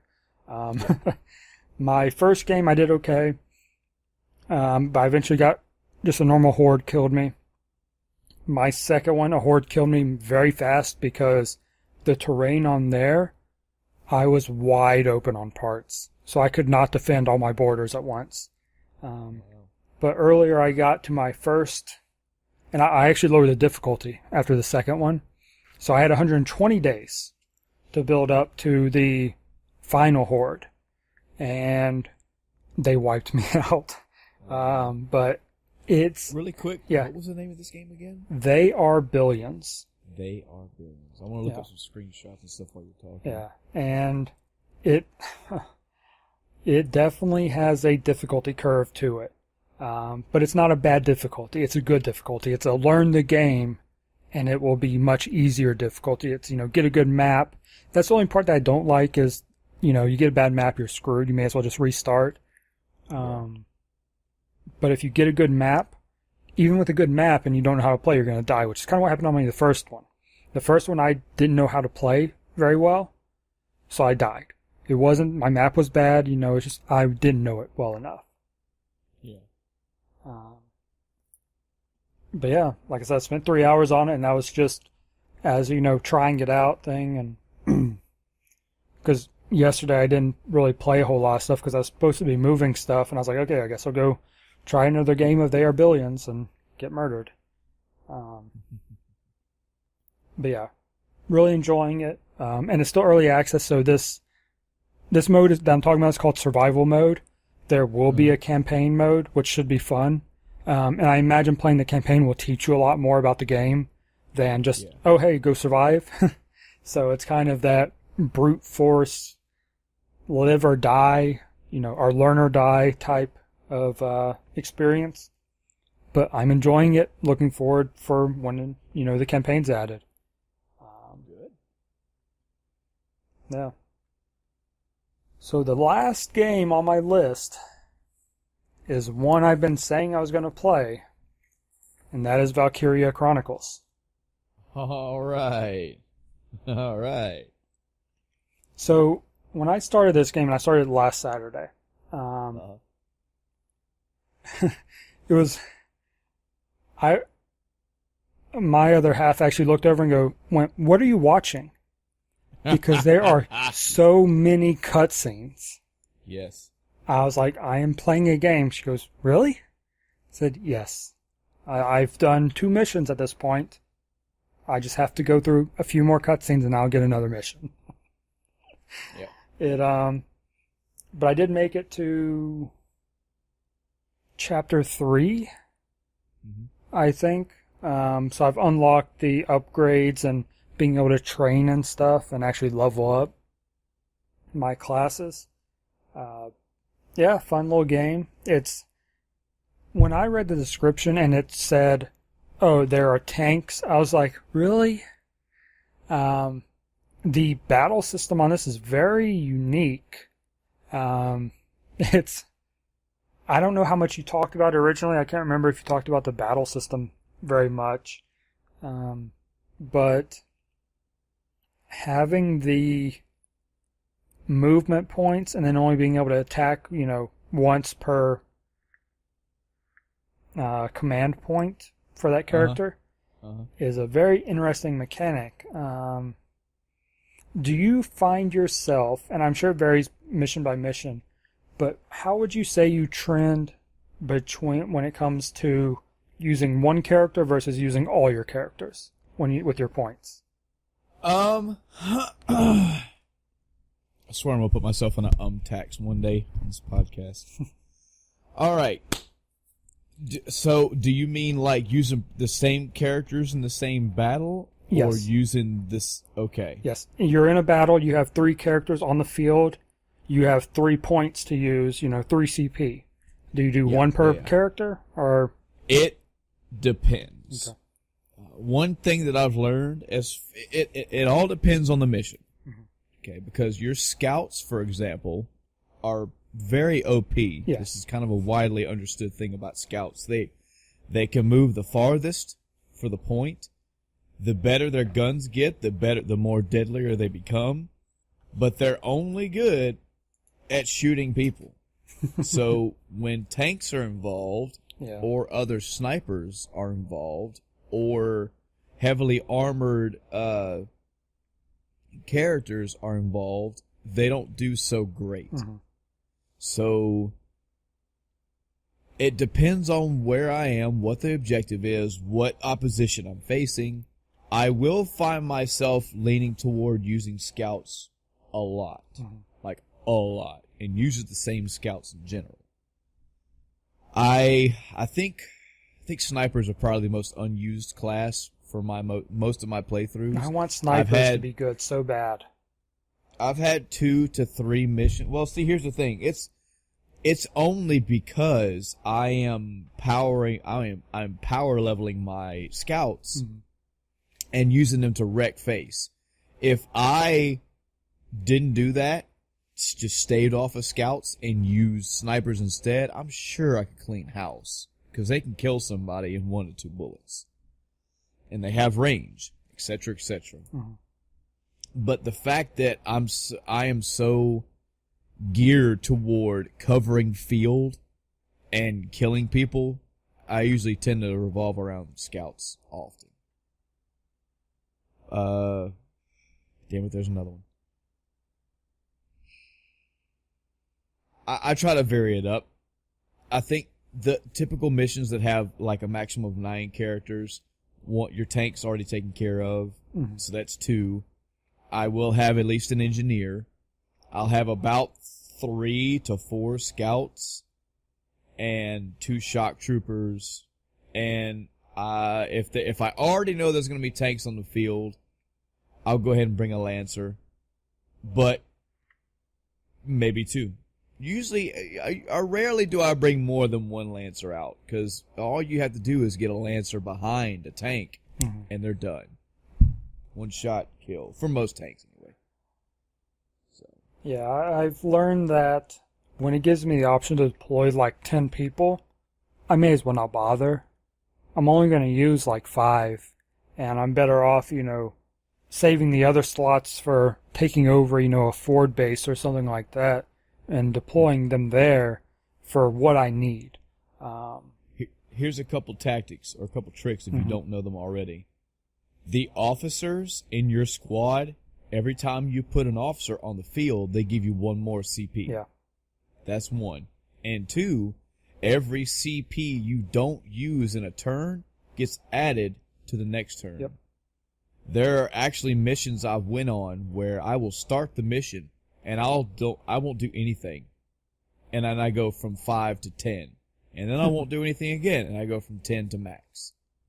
And I have so many points with the characters I have on the field, I end the match within the next 2 to 3 rounds. Easy. Yeah, I haven't purposely, just not done anything on a turn. Yeah. I tend to use most, if not all, of my CP, but I can see there have been situations where I probably could have done that and been okay. It's This is what you should do, or a suggestion. This is what I do, especially for the later half of the game. I've started doing this every time. I will start a match, and I won't do shit until the enemy approaches me. Sometimes they'll wipe me out, sometimes they won't. But I'll know where people are. At a minimum, I'll send like a scout out and just literally scout an entire area with one scout. So use 1 CP, or use like 2 CP. And if I get wiped out, if the mission ends, then I'll just restart and I go, okay, I've got 4 tanks out there. I've got 2 lancers, 6 scouts, 4 snipers, 2 it gives me an idea of what's going on. Yeah, as far as the leveling goes, I've been doing mine balanced. But Don't do that. yeah, I've come to realize that, like I said, I want snipers to be good. I love sniping in strategy games. It adds so much to it. But they just, I don't know. I think part of it is that they don't have the Overwatch attack like the others do, where they shoot at someone that's nearby. And it's a sniper, so they would have such a great range, which is probably why they don't do it, because it'd be kind of OP at that point. Yeah. But if they had, even if it was, pull out your pistol Overwatch, which is what XCOM does, you can either do, if you take an action, you can do Overwatch with your pistol. If you haven't taken an action, you can do Overwatch with your sniper. So, it does that balance between being able to shoot with your sniper at the end of the turn or Overwatch with it. But you at least get the pistol if nothing else. Which I think would be a better solution because it just doesn't seem doable as far as using them. And one of the big things that kills them is their movement range. Mm-hmm. So by the time I get them up to the front lines, I've already killed stuff with my scouts. So I've accomplished nothing. They are one of the missions I've done so far, there was a tank, and they were good at picking off enemies that were near the tank because I couldn't get my scouts close enough, obviously. I had, my tank dealing with those and my lancer helping, but my scout was able to sit off to the side some and help pick them off without getting in that danger range. Yeah. But overall, yeah, I'm enjoying the game. The story, it seems a little silly at first. That I don't know. It seems because he's this nature watcher and stuff. Your main character. It's kind of interesting to see him go from nature watcher to this fighter. Which, isn't really that big of a deal, but it just seems like the character relationships seem kind of rushed in areas. It's like, oh, I just met you, but I'm going to fight alongside you and then be your boss. It's like how you're... We're gonna bring this back up when I talk about Black Flag, but yeah. Okay. Again, the big takeaway that I've gotten from what I've pulled away from Valkyria Chronicles is not the story. The story is okay. The story is serviceable. The story is about as good as an average anime story. There's no fair enough. and it does get better. Mm-hmm. There's more to this story than what's going on. You're gonna have like 15, 20 something regular battles with 15, 20 standard warfare generic stories. And then some shit's gonna happen. It's not gonna be overarching like, oh my god, my mind is blown. But it's gonna get a little better. It's gonna get a little bit more intriguing, a little more interesting. But the gameplay is very fun. Yeah, like I said, it's a unique battle system, that's for sure. I'm not sure if I can think of anything offhand I'd even compare it to. It's kind of its own unique thing. Mm-hmm.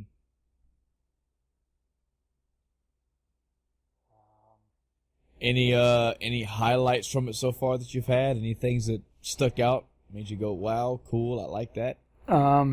Without getting into spoilers about it, the bridge, when that's dealt with, I think that was the last big event I've played. I think I'm on 2 missions ahead of that, but that was the last big thing I accomplished, was the bridge part, and that was pretty cool. Made sense. It was an interesting fight, and I actually did that fight twice. Because I had a character die stupidly. That ended it instantly. So that's always annoying. And so far, I haven't had anyone permanently die on a mission that I won, I think. Yeah. I think. I'm pretty sure. I haven't. I have no problem in saying this either. I have had probably 3 characters die. I mean, we're talking about this span of all my missions. Mm-hmm. As soon as that happens, I just reset the mission. Usually it's already gotten bad anyway, so I know I'm going to lose. But when somebody goes, I just restart the damn mission. Yeah, I typically play it out just so I know what's after that part of the mission. And I was actually going to play through the one time, which I'm not sure which is why I say I think I have, because there's one mission where a character died. I was like, okay, I don't care. Not a big deal. Not a character I care about. But I was going to play through anyway, just so I could see the rest of the mission. And I think I died right before completing it.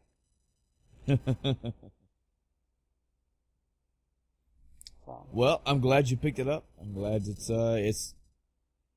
I as well am still playing through it, but I've been playing mostly Black Flag, so I'm still at I forget what chapter I'm on, but I'm on a hard pause with that game.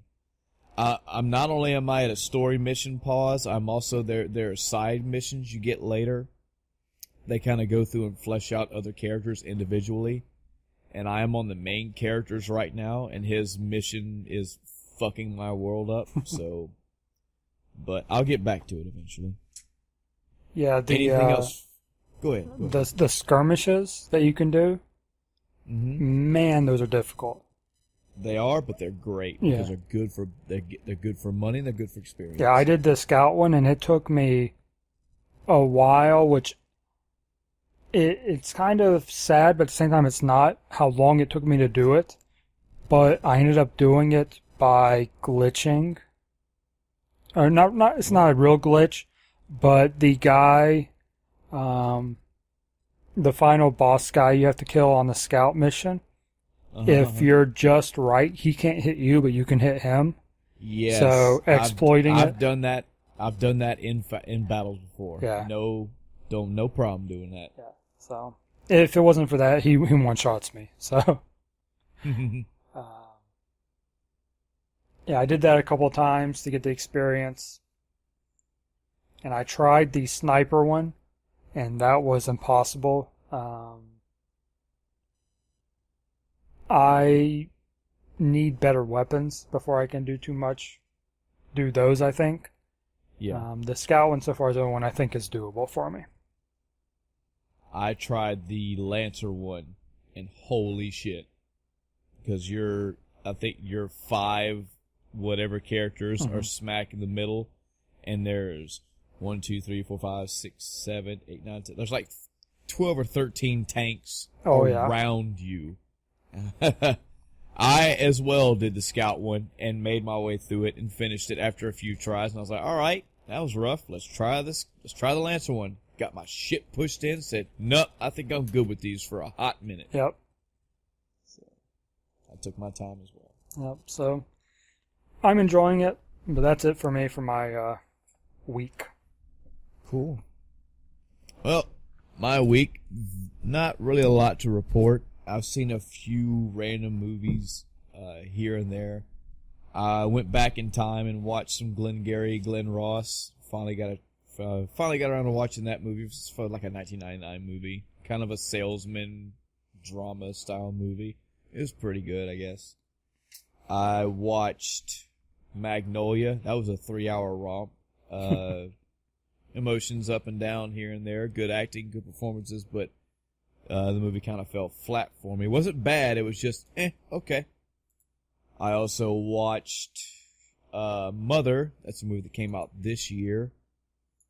A lot of people hate that movie. I didn't hate it. Mother's another one of those movies that tries to. It's an interpretive movie. It's trying to tell a message. It's trying to make correlations, and I got them. I just didn't care. Those are the only like movies that I really watched recently. I've got some more. I've been on a big. I'm trying to think of his name. He was actually in Magnolia. He was a blonde-haired actor. He passed away a few years ago. Man, I'm gonna have to look up his name now. I feel so bad. But I've gotten Philip Seymour Hoffman. Jesus. Been on a big Philip Seymour Hoffman kick lately. I've got a few of his movies lined up to watch. The wife and I are gonna go see Star Wars Episode 8 tomorrow. So that's kind of a hint for you. I don't know if you're planning on seeing it sometime soon, but I'm probably going to want to say something about it on our next episode. Yeah, I haven't seen the last one yet, so. Well, fuck me running. That's okay. I kind of wanted to marathon those. Yeah. Let the kids watch it and stuff, too. I can do spoiler-free talk. It's no big deal. I'm not... For the record, I'm not the world's biggest Star Wars fan. I'm not saying that as somebody who hates Star Wars. Do not misinterpret that. What I'm saying is I've watched all the original as in episode 1, 2, 3, at least once or twice. I've seen all the classic movies, the 4, 5, and 6, at least once or twice. I have seen episode 7 once or twice. I saw Rogue One. None of the Star Wars movies have gripped me in that way. Does that make sense? Yeah. Like, I get the appeal. I see the cool things. I see the potential, which according to Adam, all the Star Wars potential is fleshed out severely in the extended universe. Yeah. You know, the novels and the comics. But nothing has made me turn into this huge Star Wars fan. I have not joined the collective Star Wars fandom. That's what I'm saying. Yeah. They're good movies for what they are. They have bad points here and there. I agree with the originals being the way they are, with bad and et cetera, et cetera. I mean, the prequels, sorry. But nothing about any Star Wars movie has had me at this fever pitch. I don't geek out over Star Wars the way that I geek out about video games. That's what I'm getting at. Yeah. So when I watched episode 7, I thought it was a cool movie. I enjoyed it, had a good time, but I wasn't doing backflips when I got home like when I watched Winter Soldier or Civil War. Or, playing Witcher 3 or whatever game that I was playing. So I'll go see 8. If it's good, I'll like it. We'll have a good time. Cool. We'll move on with life. I'm not anticipating 8 like I'm anticipating Infinity War. So we'll see how it is.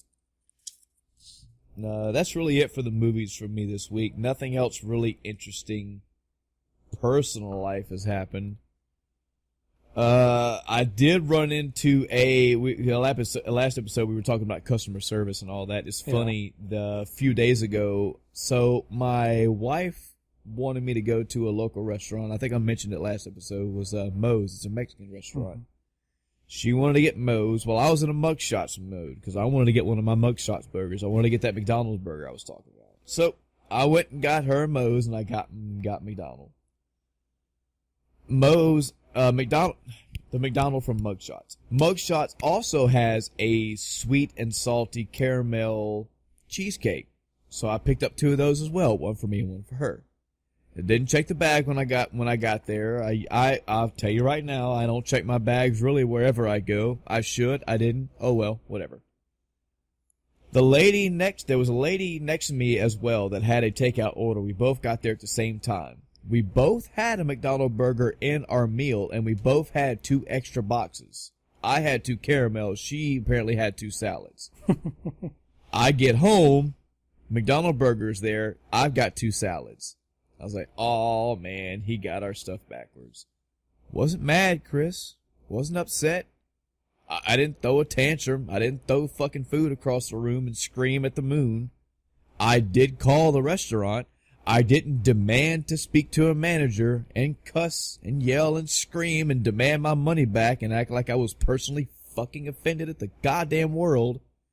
I actually laughed about it. I was like, hey, man, to tell you the truth, my wife actually said thank you because now I've got lunch for tomorrow and she has leftovers as well. So it all really worked out in the end. He was very apologetic. I'm so sorry. I know you expected to get cheesecake. You got salad instead. I was like, hey, man, it's okay. He's like, I'll write you down. We'll totally get your refund the next time you come back. I was like, to tell you the truth, I'd rather just come and get my cheesecake next time. He's like, we can do that too, man. Whatever you want. Totally fine. I was like, just out of curiosity, how did the lady take it? He's like, sir, I can't even tell you over the phone. I was like, I figured somebody has to raise a fucking fuss. It's just a human mistake. Yeah. Now, I know everybody's situations are different. Maybe the burger was for her and her husband needed a salad and their daughter needed a salad. Maybe that was their dinner for the night and they're ousted of the food. I get that the circumstances doesn't paint it. I don't have all the factors to make it right. But I didn't get what I wanted either. And it was just, hey, man, you made a mistake. You apologize, and you're going to make it right for me at my convenience. So, cool beans. Mm-hmm. Everything worked out fine. And most places will, take care of a mistake like that. It's not like you have to raise a fit first. They're like, okay, we'll deal with it. Right. At a minimum, most places, even my work included, do you have a receipt? Do you have some way to show that, okay, bring it with you. We'll get it taken care of. Whatever you want. Mm-hmm. So, as far as games, oh boy, Chris, here is a laundry list for you. So, number 1 game, Assassin's Creed Black Flag. That's the only game. Yep, I've been playing it all the time.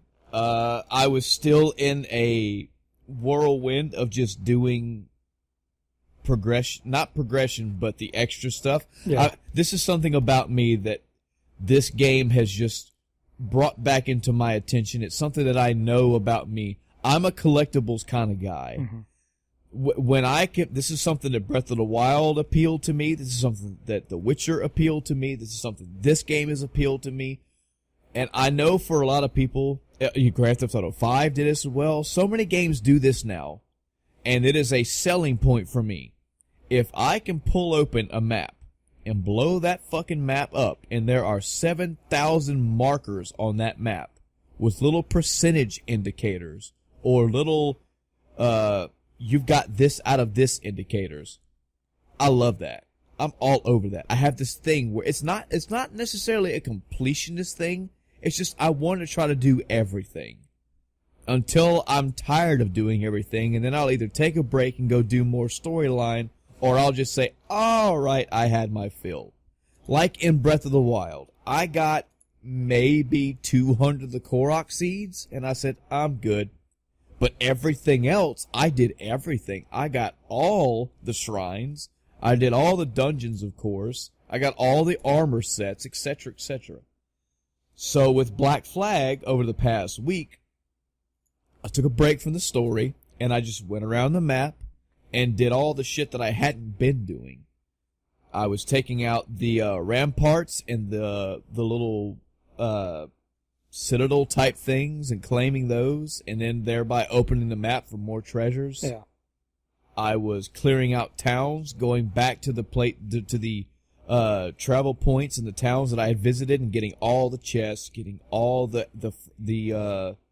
little glowing balls. I forget what they were called, the fragments or something. Oh yeah. All the notes. Number one, I pretty much got all the notes, period. All the shanties, I collected those. Anytime I went somewhere, if there were 12 shanties, motherfucker, I may have got 2 chests and 1 glowing orb, but I got all 12 shanties. So yeah, that's been me for the past pretty much for the past week. Just going and doing extra content in the game, just doing the additional stuff, checking off boxes. I'm a box checker. You had asked me last episode if I have seen the shit in the 4 separate things in the water. I didn't know what you were talking about. I now know what you're talking about. I've seen all 4 of them. They've all 4 kicked my ass. I will get back to them soon. Yeah, I mean that was the last thing I did. I will upgrade my ships and I will take them out. And I like spoiler warnings for Assassin's Creed Black Flag. God, man, almost fucked that one up. The first one that I found of those was the 2 ships in one battle. Yeah. And they royally fucked me up. I'm working my way out to the map, and because I had opened one of the rampart, whatever they're called, I'm trying to think of the actual icon itself. When you look at the map, they look like a little castle. Mm-hmm. And they were marked red to show that was enemy territory. Yeah. And then when you did it, they went green. There was some of those, well, most of them, all of them, actually, when you actually destroy them, they show you shit around them, and they unlock basically here's a treasure chest you can find here. Here's a harpoon area, etc., etc. Well, they will also, if you get to the close to the area, that will show these big fucking ships. I was like, it's a legendary ship, you say. Okay, Let me go see what this is about. Oh boy. So, I start sailing out there. Guys are singing a little shanty, having a good time. And I see these 2 ships start showing up. And they're like, oh, what is that? And I'm like, well, let's go see what this is about. I'm up there in my boat. I'm close to maxing everything out. I'm pretty powerful. Let's go try this shit out. They kicked my fucking ass. They stomped my shit in like nothing. Like, they came around me and they pincered me, and the only one ship shot at me and took me down to like 1/8 of my health in one volley. The other ship pitched me in where I couldn't move, and within 3 or 4 shots, I was dead. I said, oh, I gotta do some work for these guys. Yep. So, I will get to them. I will upgrade. That's the thing for me. I've decided that once I finally get my ship all the way upgraded, I will go take those on. I've got all the points on the map unlocked though. All of those little castle areas, all the little towns, all the islands, I've got all the chests, all that stuff. I've maxed out all that as I possibly can. And I've recently started back into the storyline, which is, it's still pretty good. Mm-hmm. Thankfully, I've only been back to Abstergo one time, so that's good. To the point to where every time when a story mission when an arc would end, and they would kind of show the screen start to kind of digitize, sort of. Yeah. Kind of go to that wireframe. I was like, oh boy, here we go. And the loading screen would come up, and I'm like, yep. To go back into the fucking thing, and it would be, and I would see like, a new pirate towns. I'm like, oh, thank God, I'm still in the game. Cool. I want to touch on some points that I've been trying to take notes because there's so much shit that I haven't mentioned that are cool points, or that I want to talk about, that I want to bring up, that I think are really cool. I'll tell you one of the negative ones just to start on the bottom. Not negative. They've been more funny to me than they've been a detriment and a game killer. There are some glitches in this game now and again. Mm-hmm. I have stab somebody and then cut their throat, and their body will land in a way to where their head is stuck in the ground, but their body is sticking upside down, wobbling in the air, just going crazy. Yep. There was one time where I fast traveled to an area, and when I landed, when the screen loaded, I was facing into the town, and when I turned around to look behind me to where my ship was, the ship looked like somebody had picked it up in the air and was floating it in midair and then dropped it into the water. That was funny as shit. Another time, I fast traveled to an area, and I was turning around to look at the boat, and imagine the boat was sitting on top of the water, Chris, but somebody had flipped it upside down to where the bottom of the boat was underneath the water. Now imagine somebody said, let me just take my hand and turn that ship right side up. That's what happened. The ship was underneath the water upside down and then just magically flipped right side up and was right. That's happened a few times. It's been funny as shit. Yeah. Oh, good Lord. I have no good handwriting, so let me try to read. Guy died as a plank. Okay, yeah, one time I killed a guy. Okay, so I killed this guy by assassinating him from behind with my blade, so I ran him through from the back. When I pulled my blade out, he just instantly was head level, straight as a plank, and then drifted down to the ground as a plank. I said, all right. Okay. I have seen enemies blow themselves up. That was pretty funny. I don't remember how this even happened. All I put was enemies blew themselves up. And I'm not talking about a grenade. I think I was on a boat. I think I had docked with a ship and was taking a ship over. And you know, sometimes they have the kegs. Yeah. I think somebody was shooting at me, or maybe he did throw a grenade. But my counter was at like 3 of 15 killed, and I heard an explosion, and I saw 12 of 15 killed.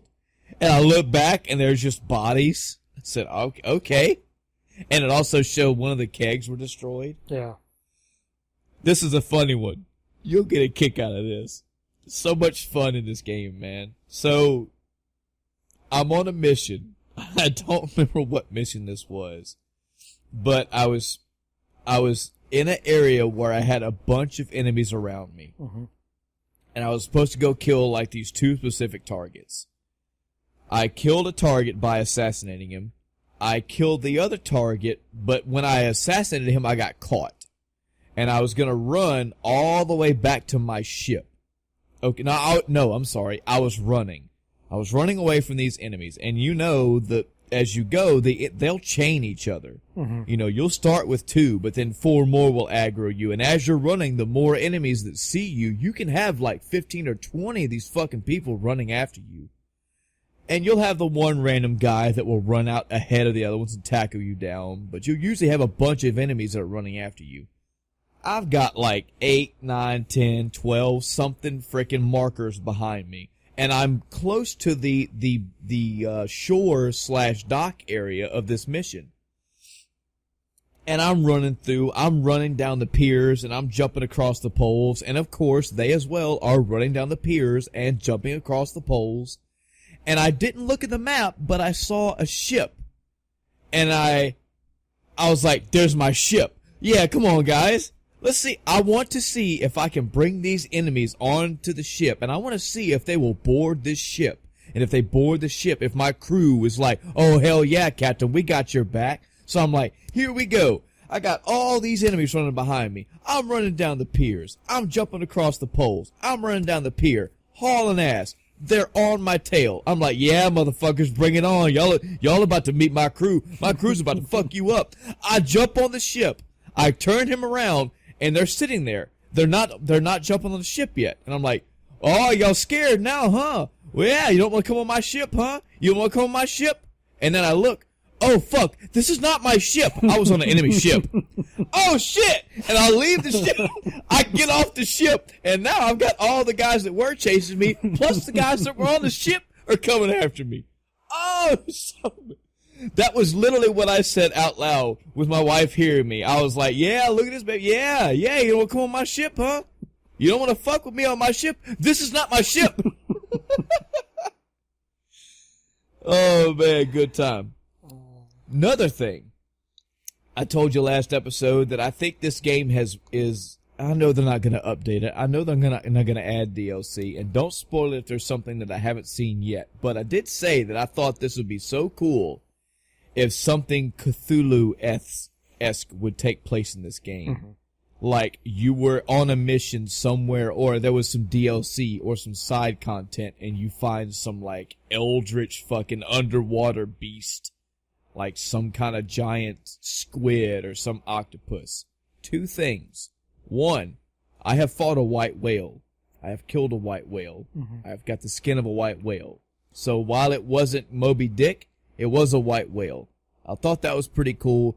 But it was still the same thing as another whale, so not really that appealing. Yeah.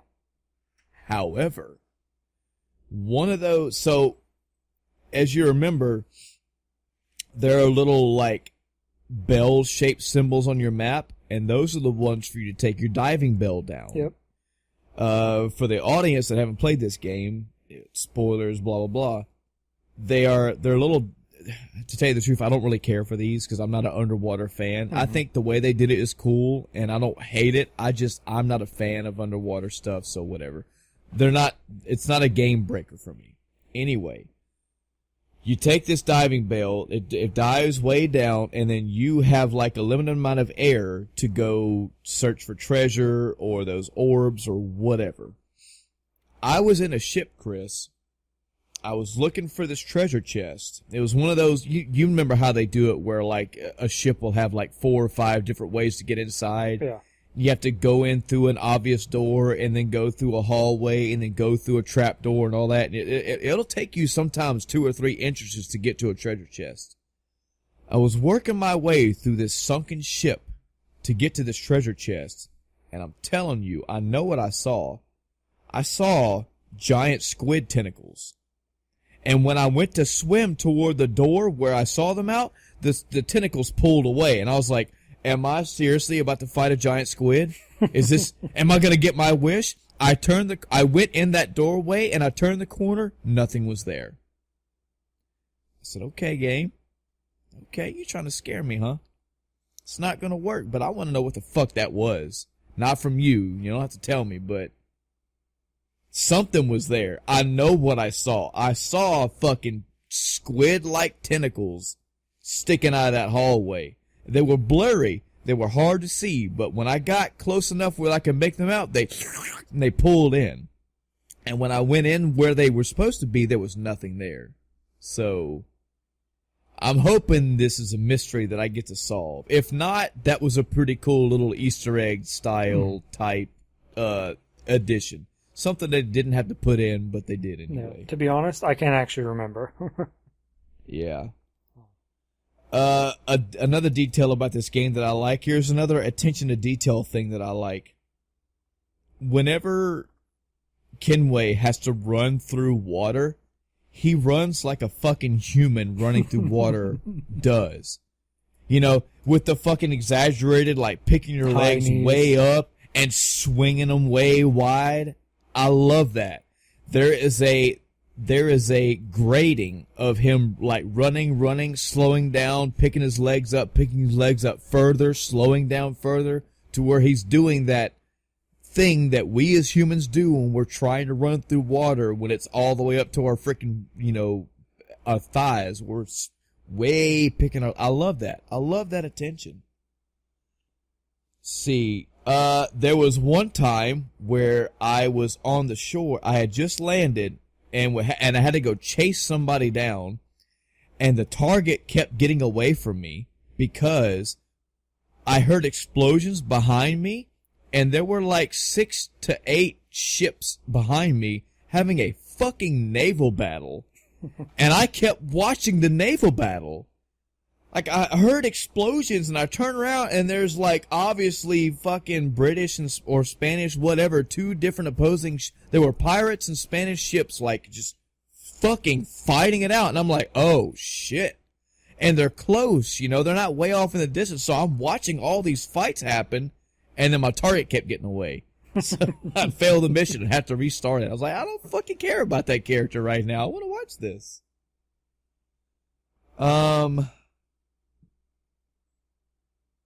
Brawl for a pub. Oh, yeah, this is a kill that I have never seen this before.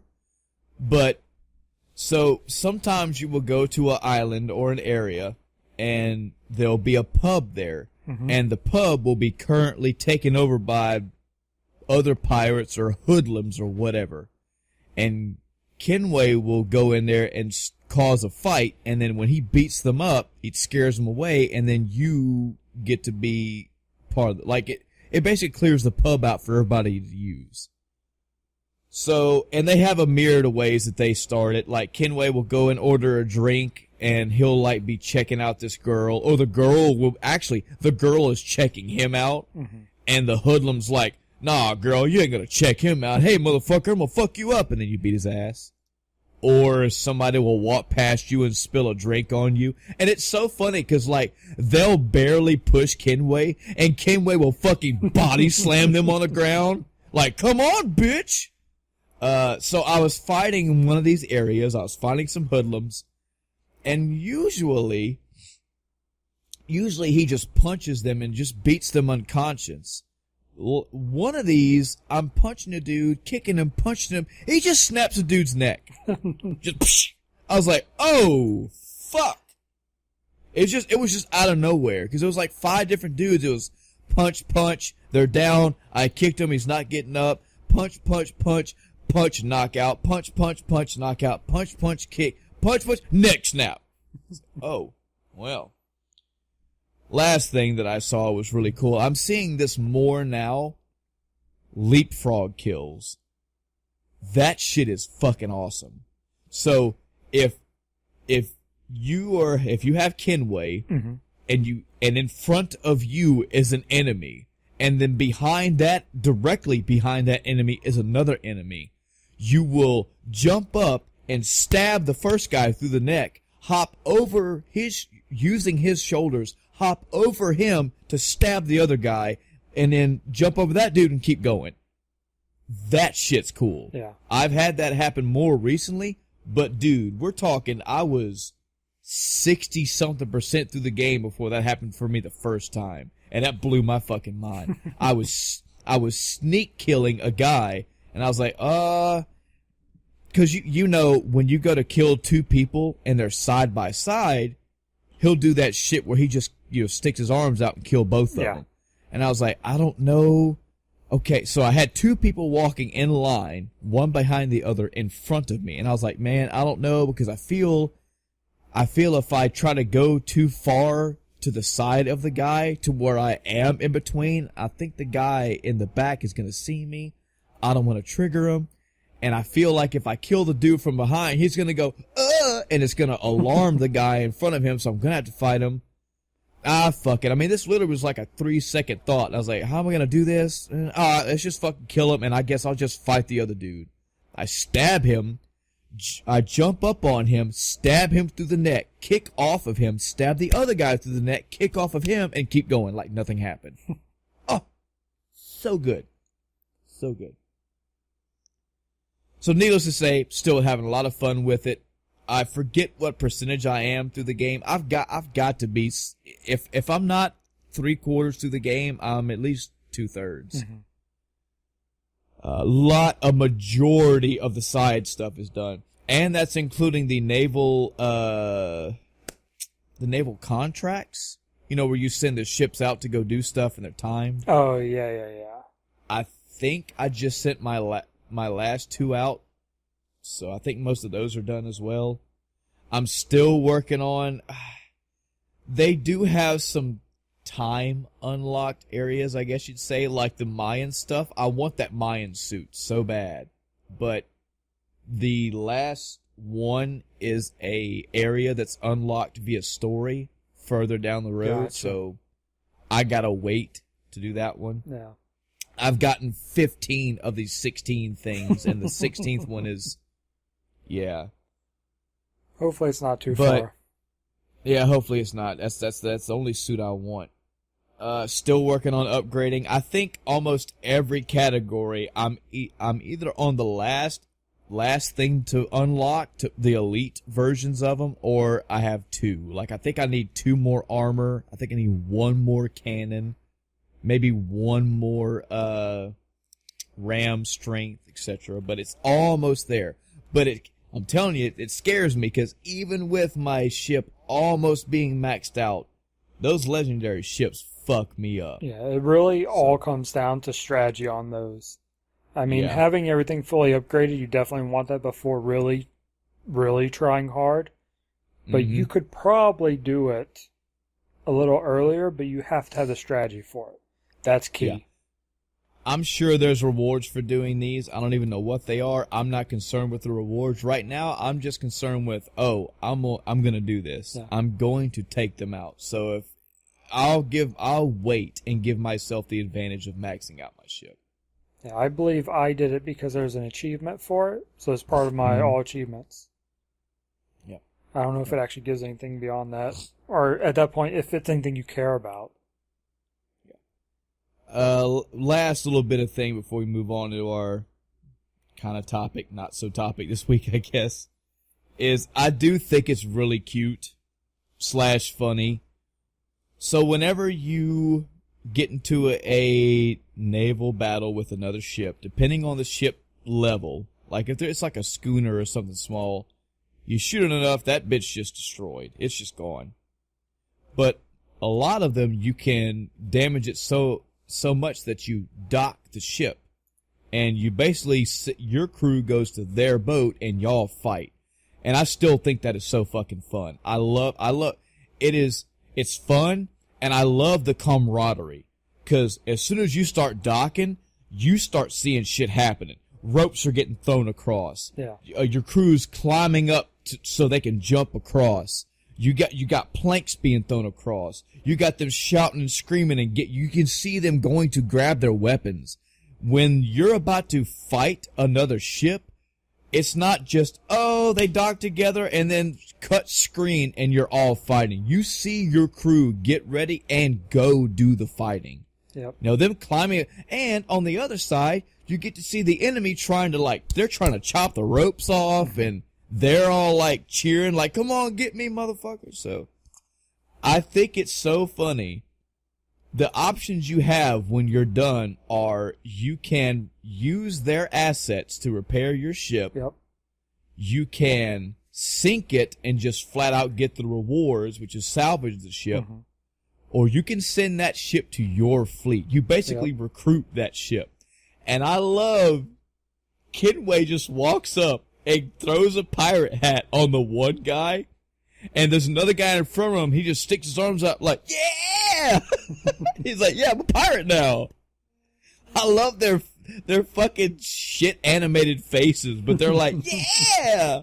I guess we're pirates now. Like, we were serving the British, and we were sworn under contracts, but hey, we got our ass kicked, so yeah, we're pirates now. You have been conscripted. Welcome. Yeah, they're just cool with it. Like, yeah, no opposition here. We're just pirates now.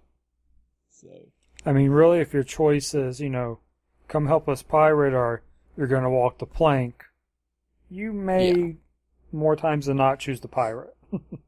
yeah. Davy Jones gave you that choice back in Pirates of the Caribbean, the second one. Do you fear death? Still love that movie. Still having fun with it. I imagine I'll get back to the other games when this one... I told you this is how it works for me. Sometimes I'm playing 2 games, sometimes I'm playing 1, sometimes I'm playing 10. There was a point where I was playing about 7, but then this one just took everything over. And once I feel like I'm finished with this game, I'll probably go back to... I'll go back and finish Freedom Planet and Robot Called Fight. I know I'll finish Valkyria Chronicles, and who knows what... I mean, Chris was around. Maybe somebody have got me a game, so we'll see. Right now, my plan is to finish this out. Having fun. Yeah, this was one of those weeks for me. I was talking about getting ready for moving, and I did go, even though I wasn't able to load up stuff into my pod yet, I was going through storage every day after work. So I'd get home and I'd be like, I don't want to spend a ton of time on a game. I don't have time for it. And that's where, I didn't play any Mario this week because, first off, my controllers were dead, which is super annoying. And what I've learned is if the Switch itself is on, the controllers, they die.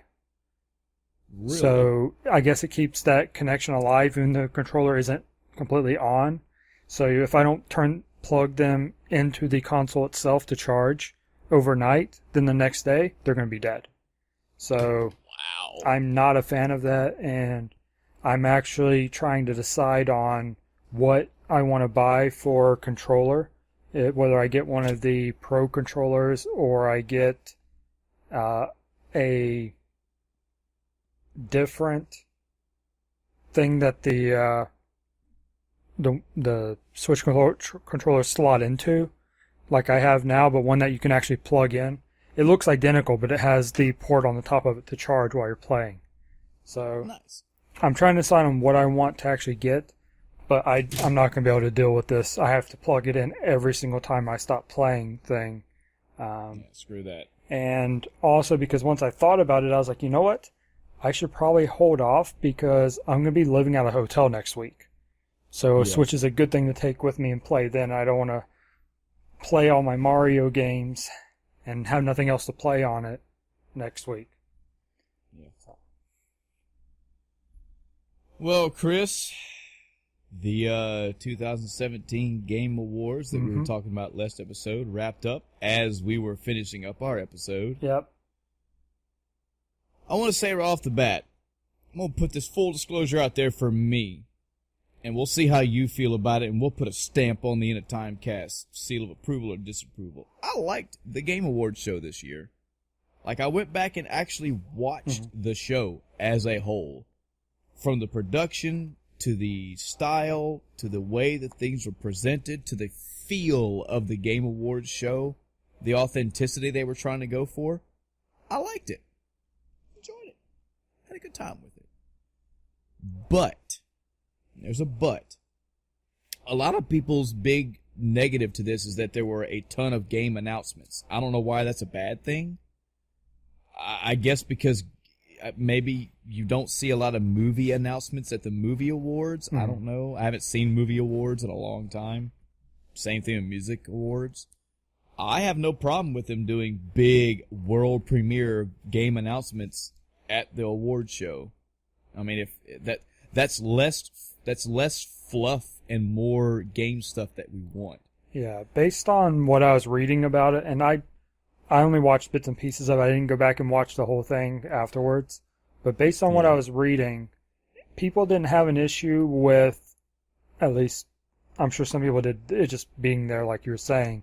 But one of the reasons they didn't like the trailers being in there was that they took time away from the actual awards. And there were situations where it was like, okay, here's your thing, or something like that, and there was no no look at the contenders, nothing like that at all. That's where I was going with this. Okay.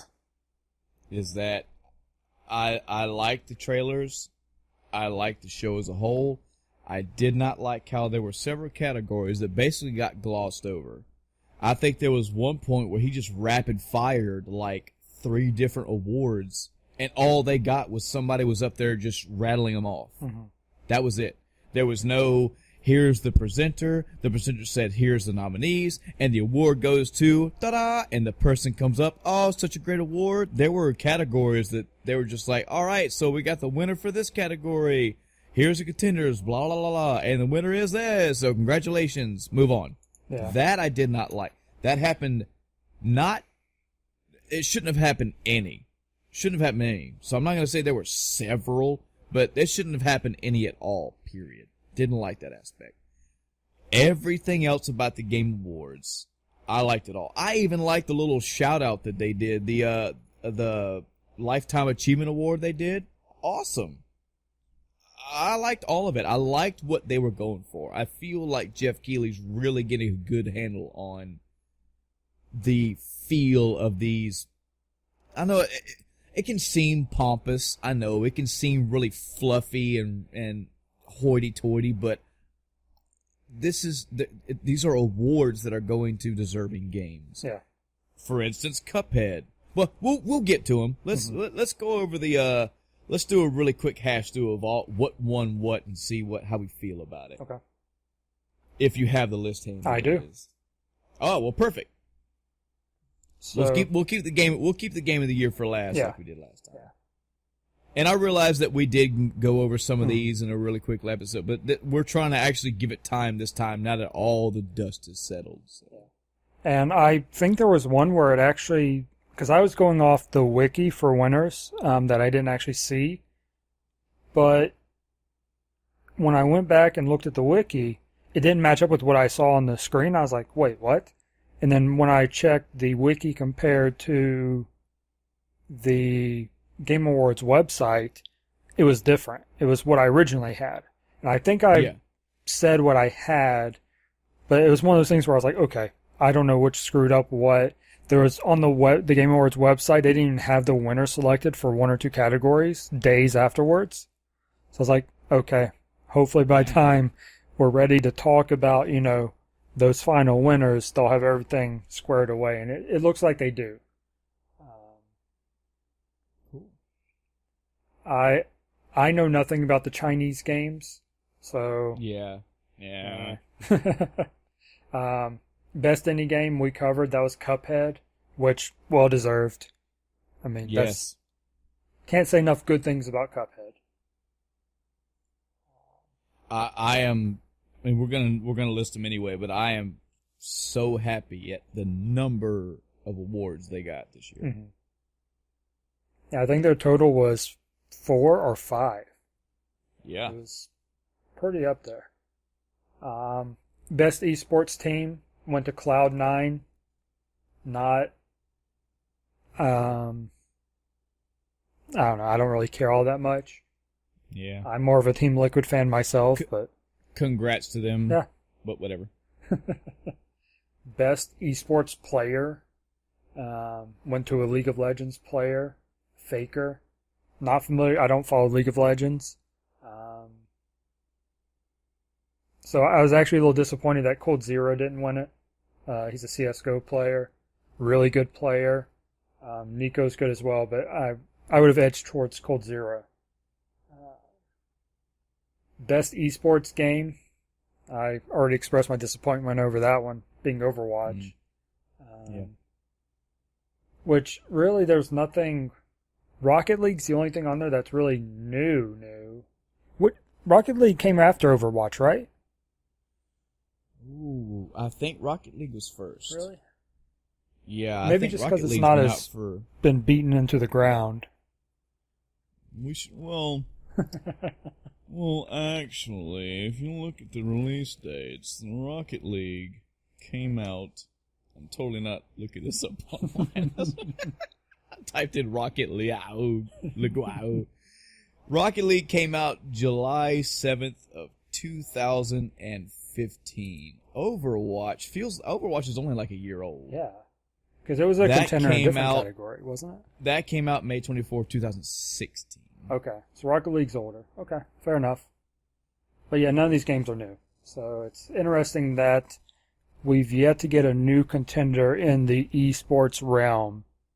We're kind of stuck in this Overwatch and prior, Overwatch and prior, because Overwatch is the newest one.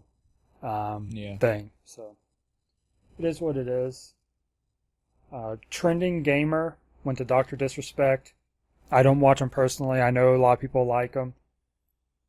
I gotta tell you, from what I saw of him on stage, I was like, yeah, not my cup of tea. Yeah. And I don't actually recognize Shroud, because he's a Cloud9 player on CSGO. Mm-hmm. I don't recognize the other ones. I was very surprised that I had no idea who any of these were, besides Dr. Disrespect and Shroud. And Shroud's a pro gamer. I mean, he's not I mean, he streams as well, but he streams CSGO, It's a different kind of fan base, I think, than a traditional streamer. I'm not sure if that makes sense or not. But the description is streamer, influencer, or media member that made an important impact on the industry. I don't know what any of those people did for the industry. Yeah, I don't know. Best student game, Level Squared. Don't know anything about these. Good for him. Or her. Oh, it's a team. Okay, good for them. Best indie game, Cuphead. Which, again, Woo! Can't say enough good things about them. No surprise there. Pyre, I don't know anything about. Night in the Woods, don't know anything about. And I don't know anything about the other two, even though they're apparently contenders in a lot of categories. What Remains of Edith Finch and Hellblade: Senua's Sacrifice. Oh, yeah, okay, so the Senua's Sacrifice. Yeah. It took me having to go look up like a video and screenshots, and I was like, oh, yes, I have seen this before. This is the one that revolved around them making a game about a person having a mental illness. I want to say it was schizophrenia. I could be wrong. But, yeah, so that aspect and all that around it, I thought that was very cool. But the gameplay in general, nothing really appealed to me, so I never really checked it out further than that. Most anticipated game. We talked about this Last of Us Part 2. Hesitant about that. By the way, so I can follow along with you directly, which side are you picking this from? TheGameAwards.com. Okay. The main site. The other ones on there were Red Dead Redemption 2, Monster Hunter World, Spider-Man, and God of War. I have officially watched Giant Bomb's. They did like a 2-hour play of the Monster Hunter World. Yeah. And looks fun. We'll see.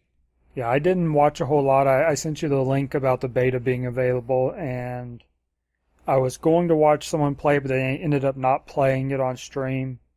And I didn't want to just find a random person. I wanted to actually watch one of my usuals play it.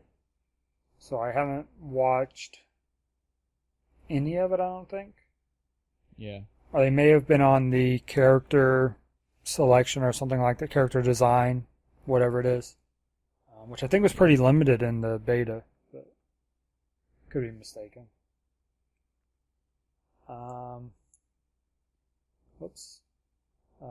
Best multiplayer. That went to PUBG.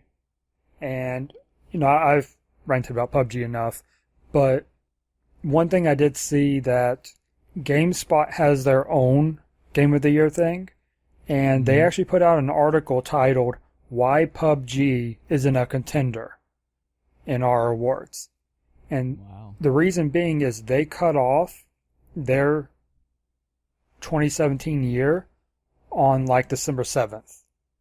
And I didn't realize this when we had our last cast, but PUBG actually goes out of early access this week. So it is technically within 2017. So that's where that leeway, I guess, comes into them being a contender for the 2017, is because it will be out of early access.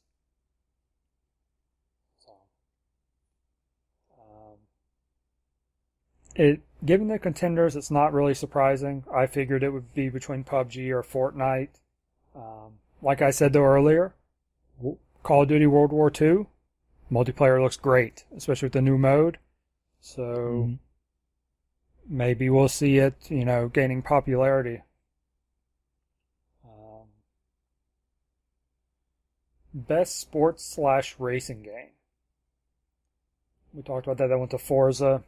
I haven't played any of the games. Don't really care about them that are on there.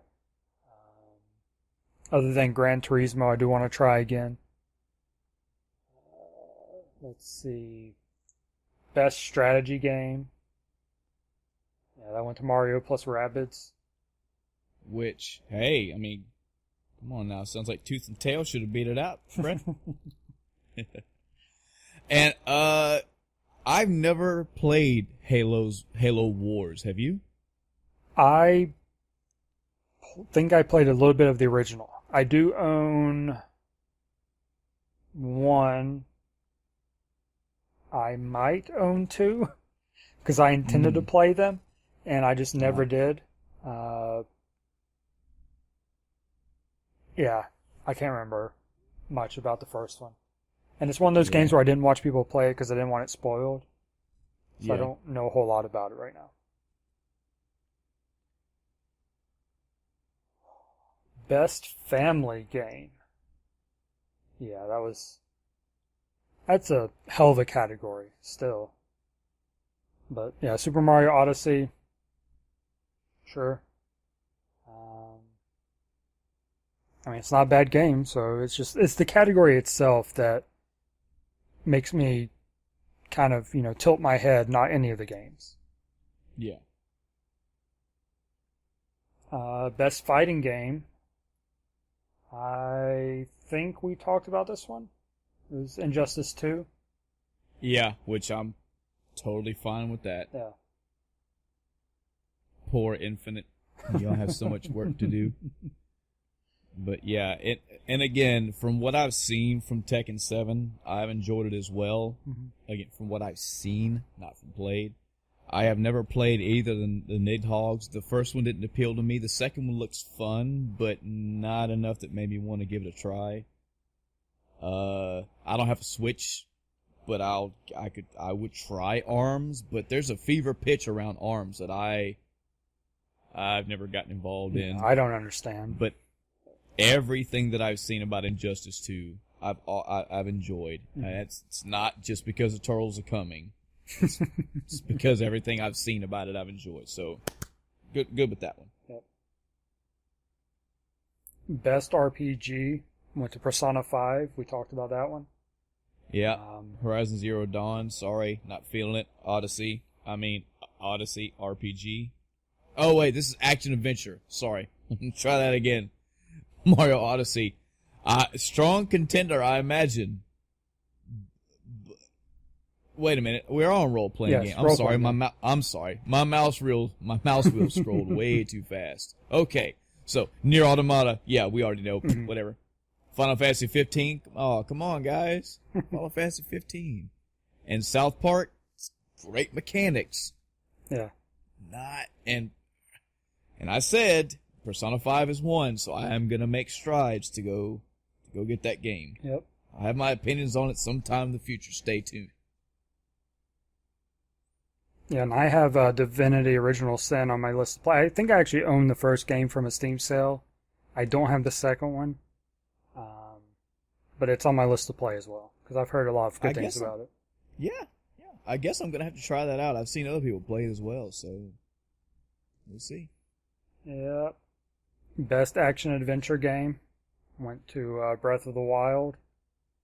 No surprise there. Yeah. I don't think... I mean, again, I think personally the only real contender here would probably be Odyssey, but I haven't played Origins as much as you.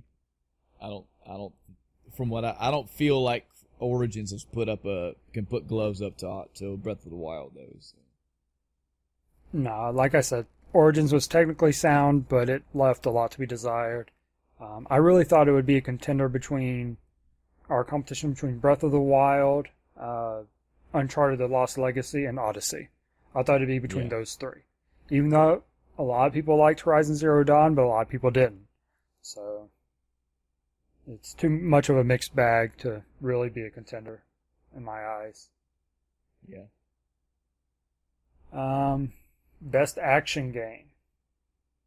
Not sure I don't think this one was discussed last time. The nominations were Wolfenstein 2, Prey, Neo, Destiny 2, and Cuphead. Wolfenstein 2 won it. Prey, I'm surprised was on here because I heard a lot of bad things about Prey. Yeah. Neo. Like I heard Yeah. I heard a lot of people talking about Prey, like the way the game's mechanics were, but the undertone that I got was that it was not good enough. It wasn't what they expected, or it didn't live up to expectations. Yeah. So. I can't remember the exact complaints anymore, but yeah, there were a lot of issues people had with the game. Neo had a huge popularity spike. Yeah. So I'm not surprised to see it on here. Destiny 2. Okay. I think that's too much of a mixed bag right now for people to really lump it up there.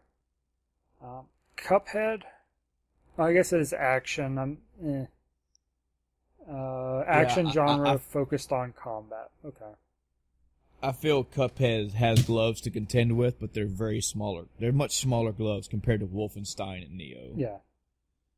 I'm glad to see them nominated again. That's great. Yeah. But, I mean, you compare Cuphead to Neo, you have a much larger game to contend against. Yeah. Same thing with Wolfenstein. Well, I would say Cuphead, then Wolfenstein 2, and then Neo. But I haven't played Neo personally. I've just seen gameplay and et cetera, et cetera. I'm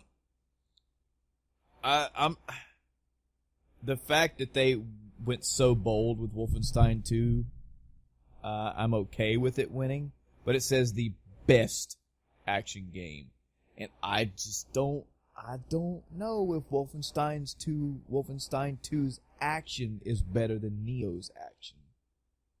That's debatable to me. I get what you're saying, yeah. I feel like Neo might have won it out in the action. Like, yes, Wolfenstein 2 has action and has great story, et cetera, but action. Just talking about the action. That's I feel fair. like that might have been a favorite win. Best VR/AR game went to Resident Evil 7. The only thing I said about this was I was surprised Star Trek didn't win it out because that was supposed to be such a huge thing. Yep. Anyway, best handheld game went to Metroid: Samus Returns. Which, given what I see, sure, not mad that it won. Yeah, I haven't actually played the others. I would imagine the big contender out of this would have been Fire Emblem, because that's a huge franchise. And a well-liked franchise. Monster Hunter on handheld is whatever. I haven't played Stories, but when I played Ultimate or whatever, or 3 Ultimate or Ultimate 3, whatever it was, I was very disappointed. Wasn't what I was expecting. Yeah. Best mobile game, Monument Valley 2 won it, which was a contender for the best Chinese game. So apparently it's a Chinese mobile game. Never played it. The only one I played on here at all was Fire Emblem Heroes, which is not a bad game. It's a fun game. Just got stuck in that having to get lucky with draws for heroes type thing, which gets old really quick when you have no way of forcing or even increasing the odds of getting what you want. So it's one of those grinds. It's not pleasant. Best ongoing game. It went to Overwatch, which is an interesting thing because GTA Online has been crushing it with the DLC all year long. They just released one this week, and people love it. So it seems kind of odd that Overwatch would win out over it. But that's just Overwatch hype, I guess. Not done beating that into the ground. I'm also surprised PUBG didn't win just because of its popularity as well right now. Enough about that. Games for Impact. So, the description of this was a thought-provoking game with a profound pro-social meaning or message. So now we know what the definition of that one is. Right. And it went to Hellblade. And yeah, given what we know about Hellblade, sure. Yep, I don't have anything to say about these games. Life is Strange has its own little following. I've heard they're okay. What Remains of Edith Finch keeps popping up, and after I read a description of it, I don't know if I'll go and play it or not. It doesn't sound like a game I would personally enjoy, but it must be a good game, with all the nominations it's gotten to. Yeah. Best performance went to the person that plays Senua in that game. Excuse me. I don't recognize any of the others. BJ from Wolfenstein 2's on there. So I don't know how well his performance was, though. I heard it was good, and what I saw was good. But it's kind of interesting that there's both the characters from Uncharted: The Lost Legacy are on here. So they must have killed it. Yep. I'm totally content with her getting that award. The fact that she had to capture that aspect of human nature that we don't see captured in video games, and apparently she captured it very well. Kudos to her. Yep. Glad she won the award. Yep. Best audio design, which I don't think... No, we did talk about this one. It's Hellblade, Senua's Sacrifice as well. So I had the audio to go with the story, I suppose. You did talk about Breath of the Wild. Well, I think I also mentioned that Mario Odyssey is a great contender because the music sets the pace so well for Mario Odyssey from what I see. I like the audio choice of Breath of the Wild. I like the fact that they went to the subtle stuff, the subtle music tones and keys. I love that. But every stage in Mario has that upbeat Yahoo fucking Mario Nintendo music jazzy track to it, and I love it. So I thought that would have been a really good contender. Resident Evil 7, it has some music stuff here and there, and the audio design as a whole, and we're talking from the voices to the sounds, all that, yes, it does set the theme as well for what that game is. So whatever Hellblade did above those two specifically, I don't know. I don't necessarily agree with it because I don't know. But I do know that Resident Evil 7 and Mario Odyssey were definitely two strong contenders in my opinion.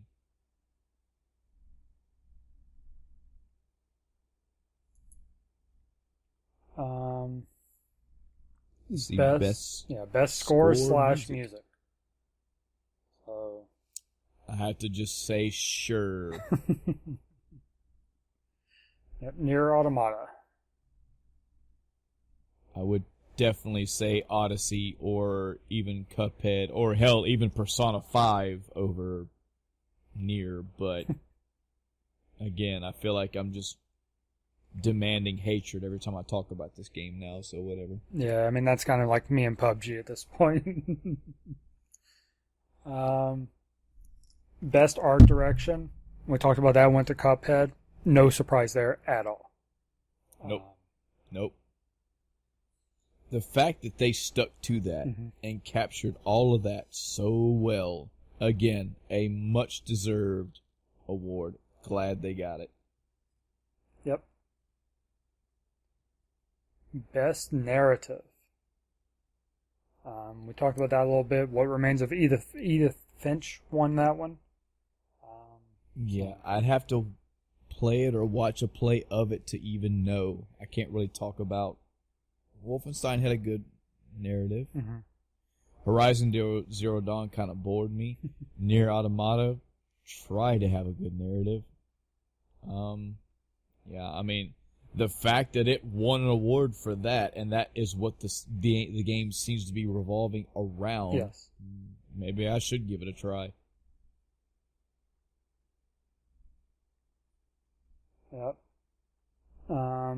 Best game direction. So this is another one we were curious about what it actually meant. Awarded to a game studio for outstanding creative vision and innovation in game direction and design. Yep. So it's kind of what I think this is another version of what we were saying. It's how the game as a whole was taken. Like, they chose to make the game this way, with this vision, this direction. Like Breath of the Wild. They took the old school over the head thing. They said, no, we're not going to do that. We're going to do the ocarina kind of behind the character style. We're going to pan the camera back. It's going to be open world. That is a creative direction that they chose. Same thing with Wolfenstein. That's back from the first Wolfenstein. You know, it's not just going to be a Doom clone. We're going to have a strong story, etc., etc. Resident Evil, bringing the creep factor back, bringing the suspense and the horror back to the genre. Odyssey, again, open world. Now, the reason why I pick all four of those over Zero Dawn, I think I mentioned this as well, is because these four titles chose a direction based off a predecessor. Now, that's not saying that that's what this category is about.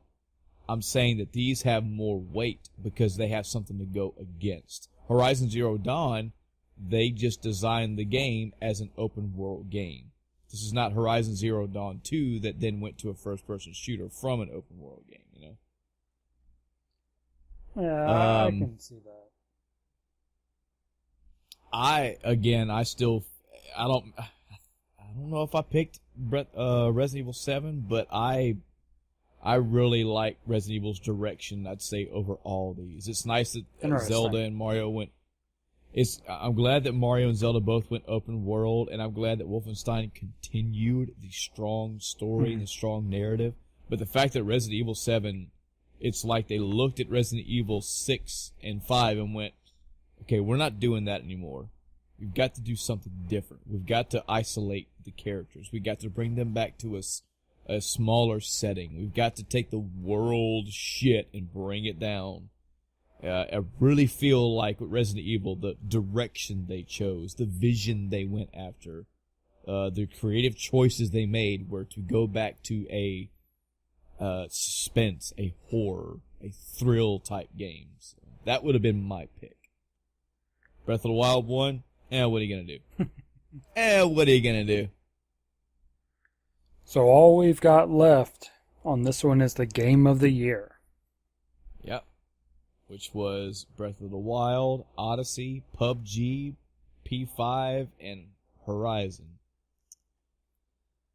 I mean, this was kind of a no contest. Yep.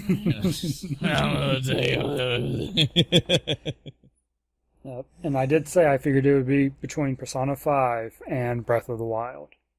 I will say this. I've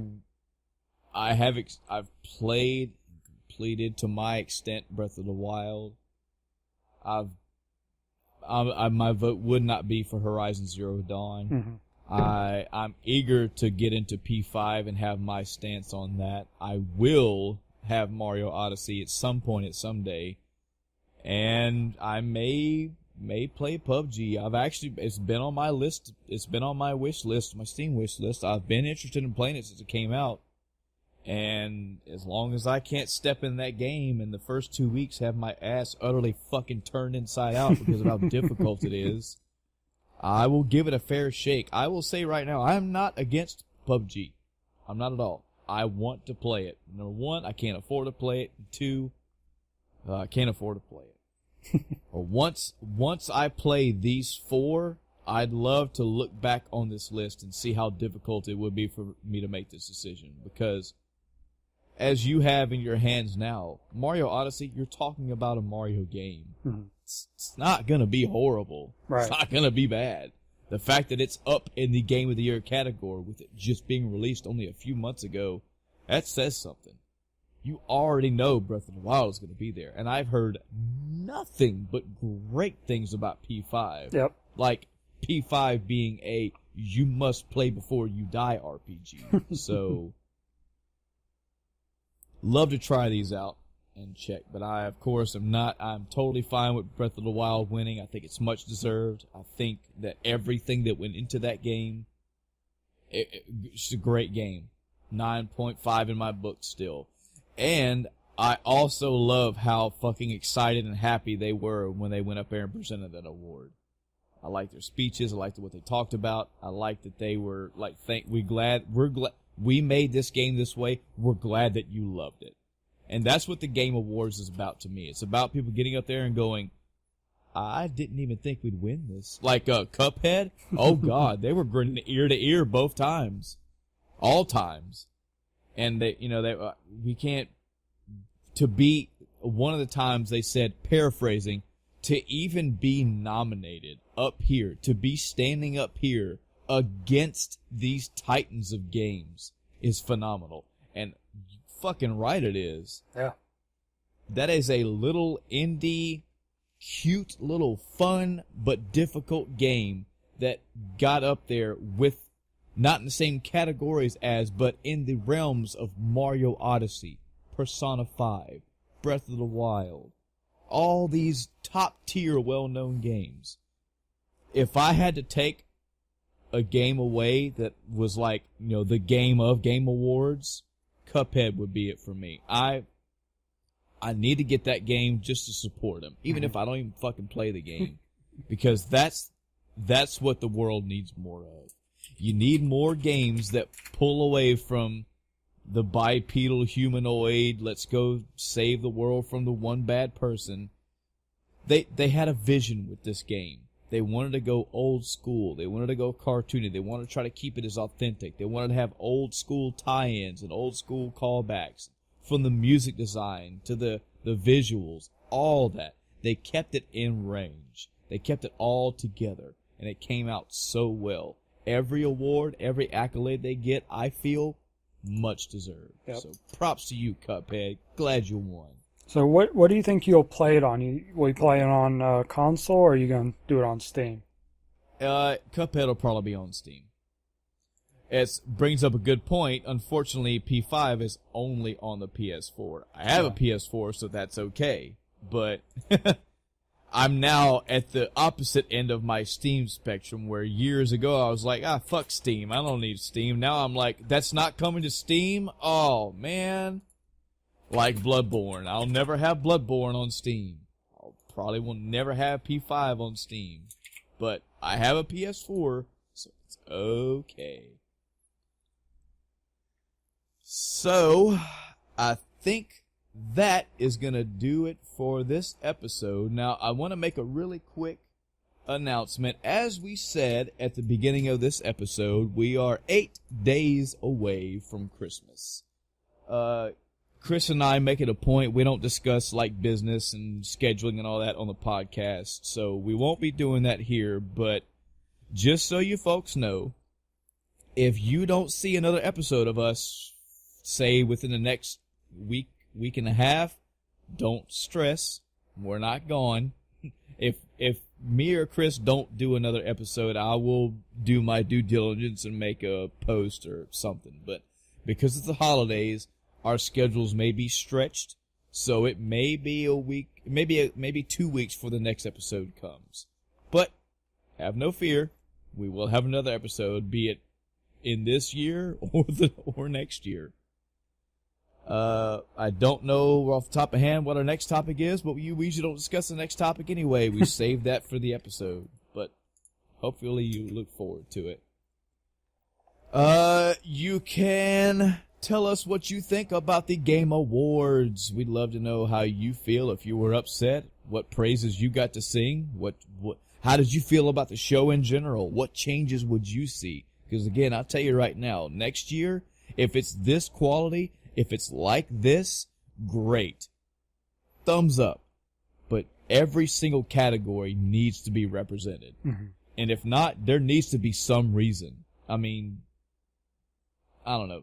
Maybe the people couldn't make it. Maybe the award winners couldn't make it, so they just rapid fired them. But even so, present every award. I'm all for seeing new games, but if you're going to have a Game Awards show, give them all awards properly. Yeah. No glossing over next year. And give the nominations, their time as well. Precisely. So you can leave us any feedback on the Game Awards or anything we talked about in this episode or anything you want to talk about in general. To our Facebook page, you can send us a message. You can leave a comment on our wall. We do have a Facebook page. It's probably how you found this thing. We have an email. You can email us at endoftimecast@gmail.com. That's endoftimecast@gmail.com. No funny spelling or letters, just the way I just said it. We also have a Twitter. Same thing. You can look for End of Timecast. You can twit me. We don't have a P.O. box or an address yet for us. We haven't got that big yet. That'll be down the road. I'm not interested in getting fucking dragon dildos shipped to a email. To a P.O. box just yet. We'll save that. You had to say it. I had to say it because you know it's going to happen. Well, maybe it wouldn't have if you hadn't given people ideas. Well, this is your fault, Chris. How's it my fault? Because you didn't say it. Well, I wouldn't say it.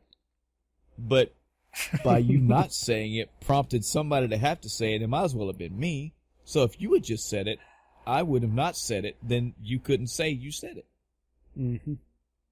This works. Your logic is impeccable. Until next time. Go play Cuphead that I just bought you. Until next episode, everybody. I'm Michael. I'm Chris. And in case we don't hear from you, I'll say it again next time if we do. But in case you don't hear from us before then, Merry Christmas, everybody, and good night.